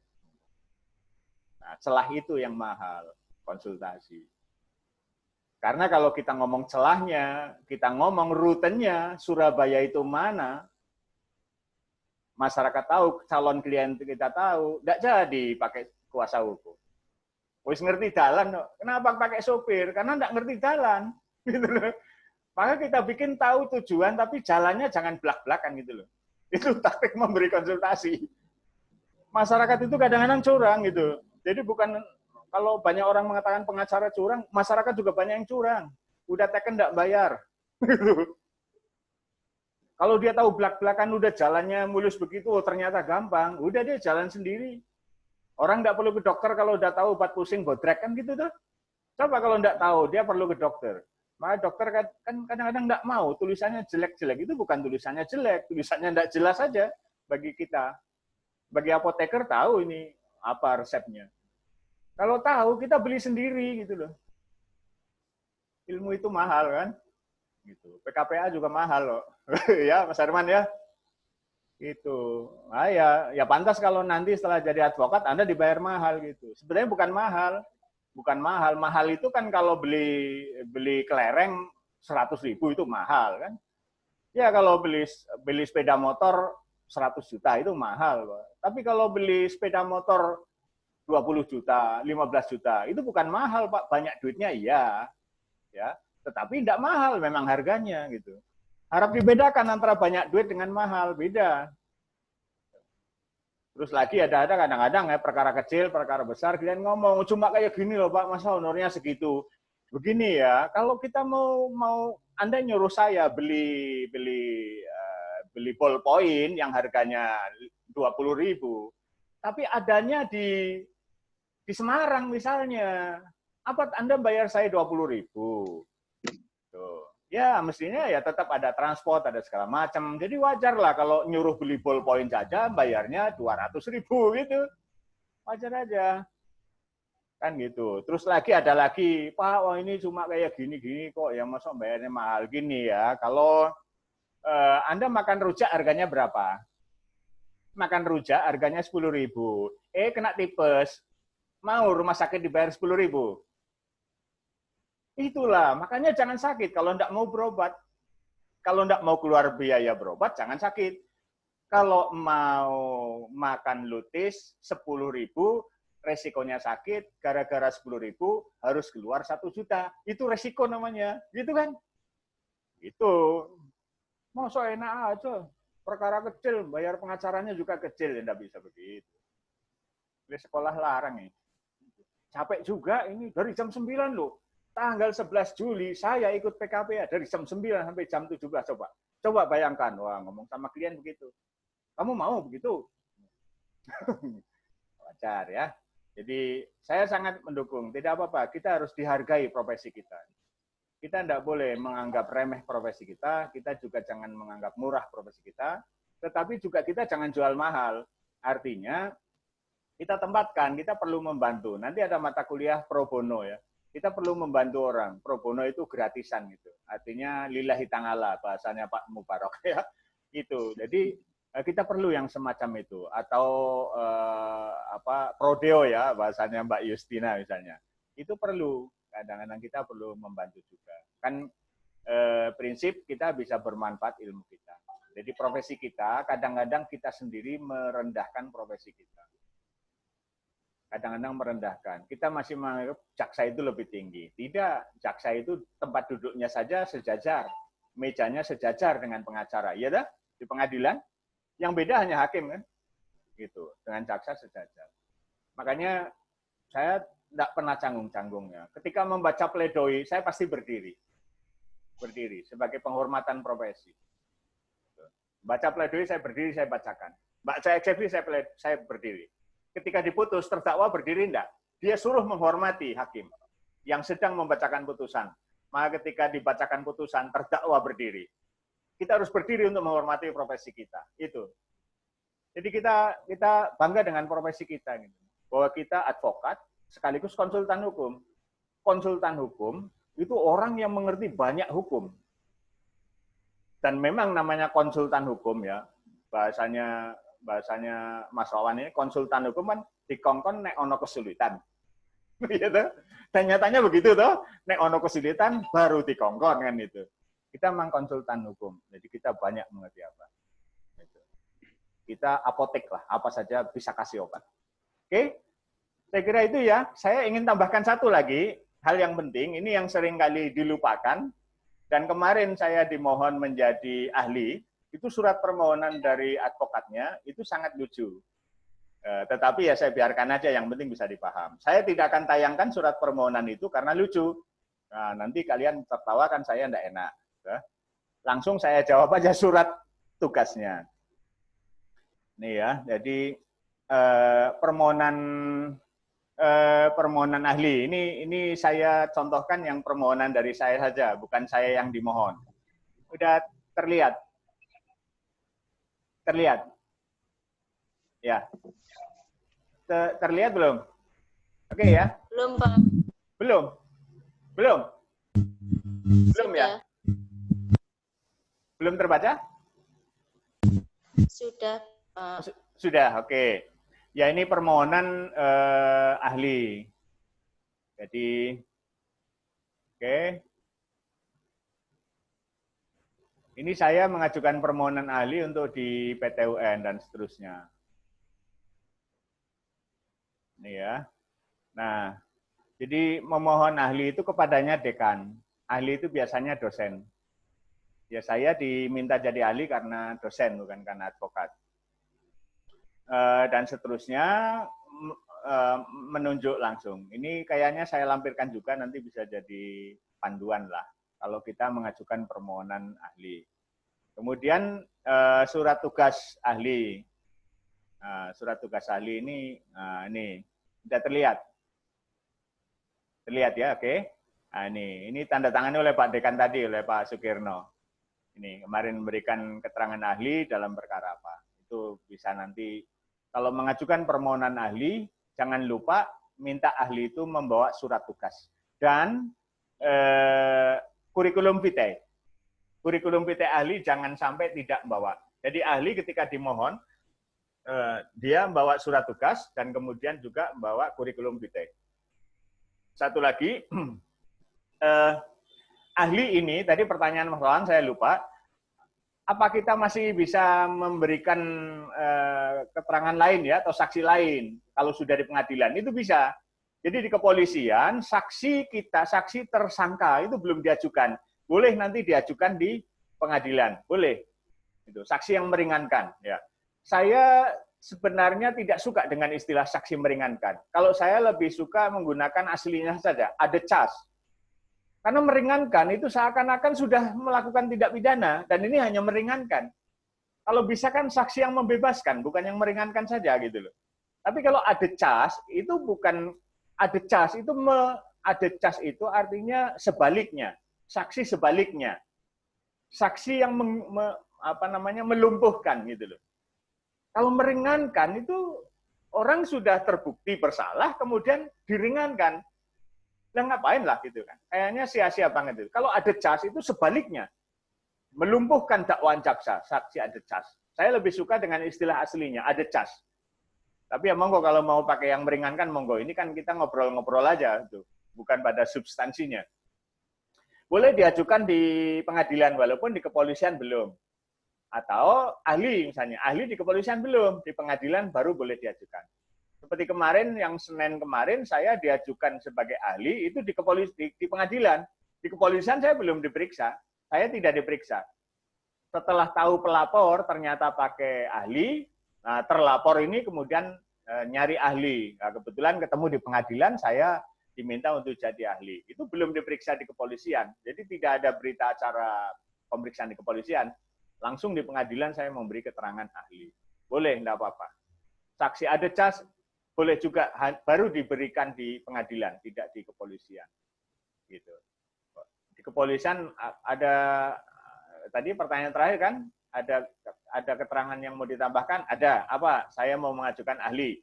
Walaupun ternyata tidak jadi mengajukan di kepolisian, nanti di pengadilan boleh. Jadi tidak apa-apa.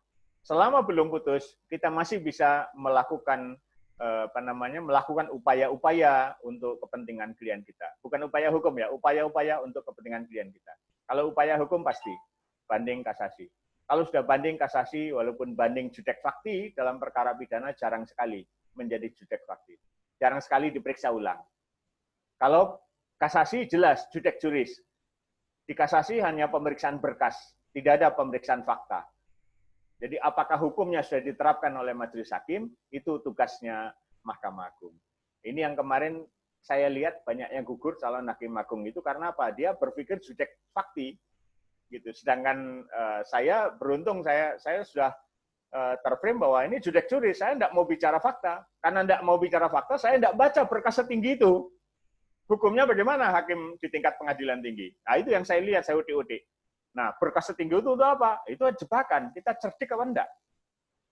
Nah, kalau dibaca semua fakta lah, tugasnya hakim agung kan bukan memeriksa fakta, memeriksa hukumnya. Ada pelanggaran enggak yang dilakukan oleh hakim? Ada kekhilafan tidak? Gitu. Ada novum tidak? Novum. Ada bukti baru tidak? Itu yang diperiksa. Jadi hakim agung gampang banget kan. Cuma ya enggak tahu, enggak lolos juga. Ya, mudah-mudahan ini ada kesempatan lagi, siapa tahu lah. Saya sudah sempat ngelokro 2 tahun nih, udah males saya daftar-daftar. Ini kok kayaknya bangkit lagi. Melihat kalian ini saya semangat lagi untuk ya siapa tahu lah ya, siapa tahu nasibnya ya Pak Yulen ya. Memang nasibnya kan tidak bisa ada yang menghalang-halang, itu tidak bisa. Kalau memang belum nasibnya, ambok diburu ke ujung dunia pun kita akan terhenti di tengah jalan. Nyatanya dari ribuan terseleksi tinggal 3, satu pun tidak ada yang lolos. 3 yang dosen cuma saya. Dosen orang kampung lagi. Ya orang Jogja, yang lain kan orang Jakarta. Yang 2 hakim tinggi. Binsar Gultom tahu, Binsar Gultom. Hakimnya Jessica. Ah, itu ikut seleksi dia gugur duluan malah. Albertina Ho. Hakimnya itu Gayus Lumbun. Gayus Lumbun ya. Gayus Tambunan. Itu gugur duluan malah. Ya mungkin dia menganggap remeh. Nah, sedangkan saya orang kampung, dosen, serius bener. Wah, ini saya harus hati-hati nih. Rivalnya itu orang-orang hakim-hakim tinggi yang terkenal. Nah, karena hati-hati jadi lolos. Nah, dia karena menyepelekan jadi tidak lolos. Belum tahap ke-5 dan tidak lolos. Gitu. Ya. Saya kira begitu. Ada pertanyaan lagi, monggo. Kalau tidak ada, kita sepakati, kita cukupkan, istirahat, nanti jam 14, jam 2, mulai lagi. Kalau bisa lebih awal bergabung, sehingga bisa adaptasi. Dan bisa. Satu lagi, Pak. Ya, silakan. Dalam banding mungkin ada namanya insage di sana. Insage ya? Ada trik khusus, karena memang dalam hal nanti bikin pembelaan, eksepsi, dan lain sebagainya, mau nggak mau kan kita harus punya trik tersendiri agar bisa cepat dan bisa bikin pembelaan di sana. Nah, di dalam insage ini ada trik-trik khusus nggak Pak dalam praktikal? Jadi begini, ketika kita membuat pembelaan, kita baca dari depan ke belakang. Dari halaman 1 sampai halaman berikutnya maksudnya ya. Itu pembelaan. Tapi ketika kita memeriksa insage, memeriksa berkas, justru membaca dari depan ke belakang. Depan ada pernyataan begini, kita cari dukungnya. Ternyata tidak ada ketahuan. Tidak ada ketahuan. Itu. Jadi dibalik. Induksi dan deduksi. Kalau kita insage membaca dari depan, itu makan waktu. Iya kalau berkasnya cuma 10 halaman. Kalau berkasnya setebal 10 cm saja udah bikin pening. Kalau dari belakang kita baca, bisa jadi tidak perlu sampai depan, kita sudah menemukan fakta-faktanya. Itu saja. Dan juga cari tempat. Ini secara fisik kita cari tempat yang paling nyaman. Kadang-kadang tidak dilayani dengan baik untuk insage, ya untuk memeriksa berkas. Apalagi kalau di pengadilan agama kadang-kadang keberatan itu insage. Insage ditungguin terus. Kalau di pengadilan negeri masih seringkali dibebaskan. Tetapi tempatnya kita cari tempat yang nyaman.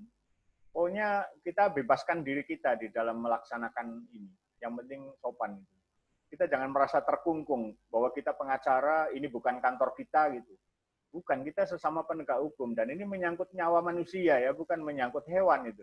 Ini menyangkut nasib orang. Jadi kita harus kerja benar-benar. Karena menyangkut orang. Gitu. Makanya sebelum kita berani nangani, kita sudah analisa benar. Analisa kasusnya, kita yakin benar bahwa orang ini benar.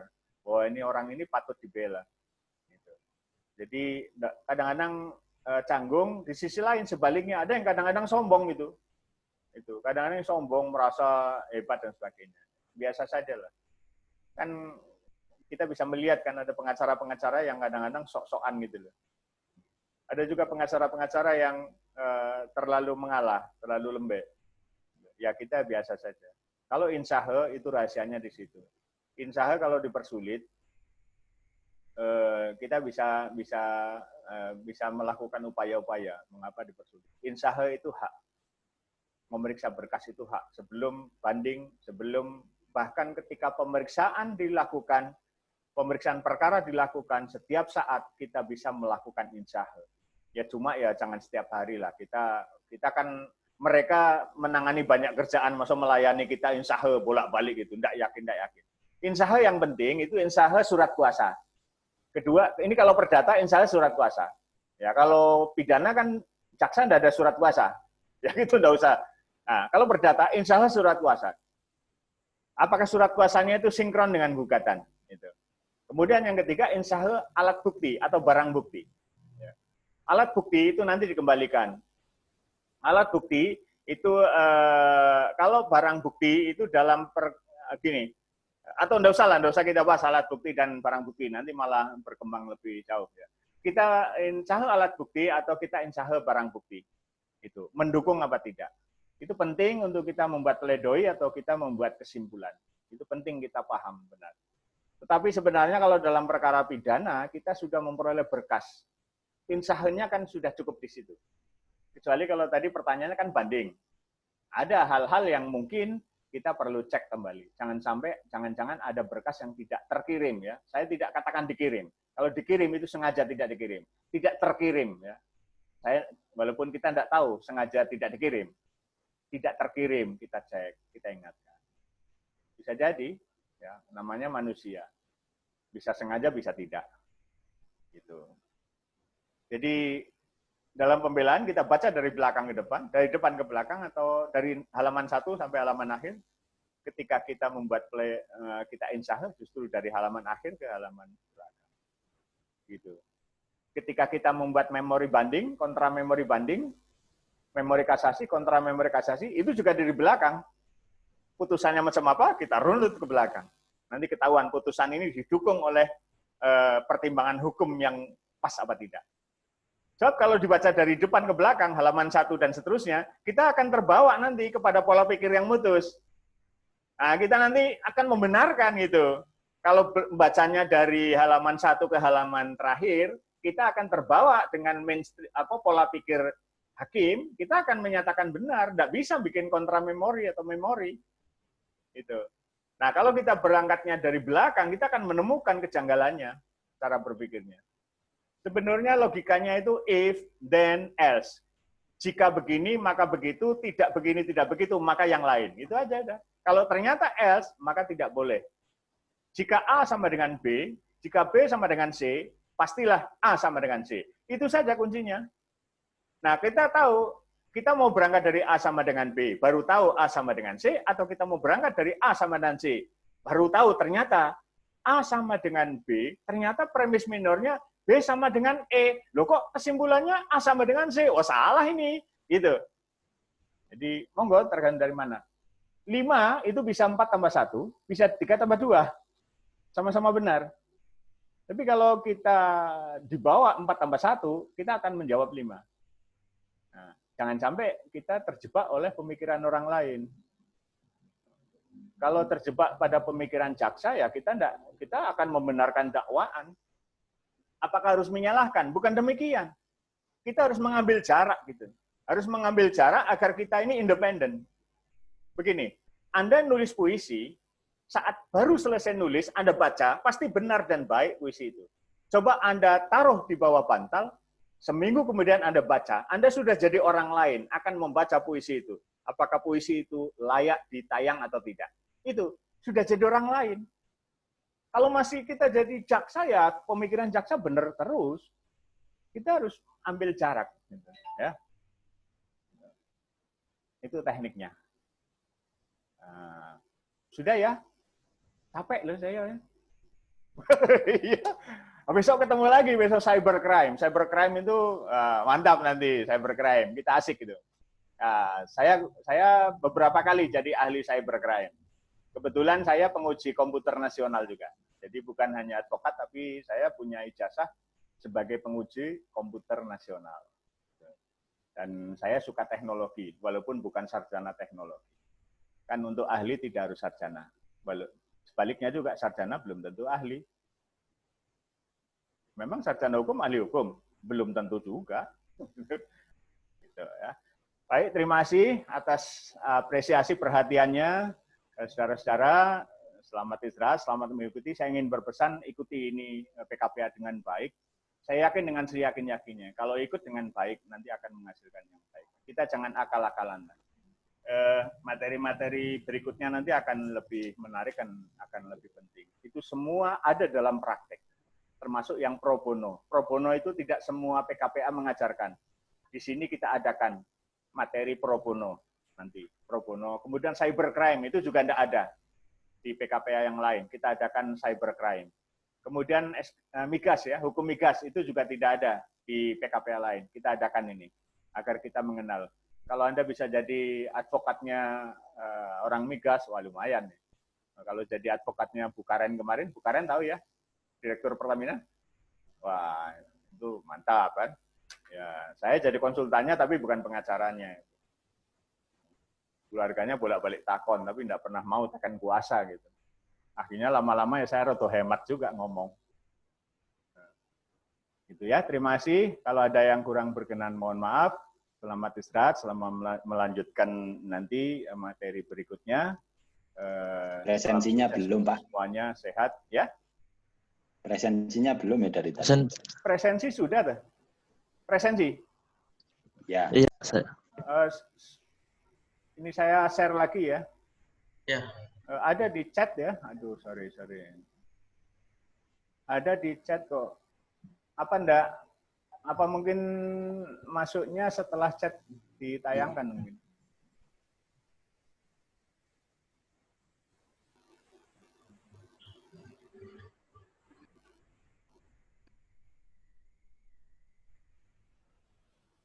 Pak izin istirahat dulu Pak ya.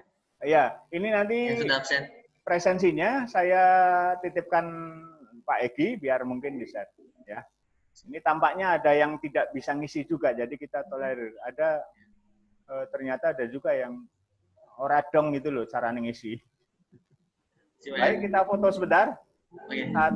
Oke ya, udah cari action yang paling mantap. Ini kayak Mas Wawan mantap udah. 1, 2, 3. Oke, terima kasih. Assalamualaikum warahmatullahi wabarakatuh. Sukses. Waalaikumsalam. Ya. Waalaikumsalam.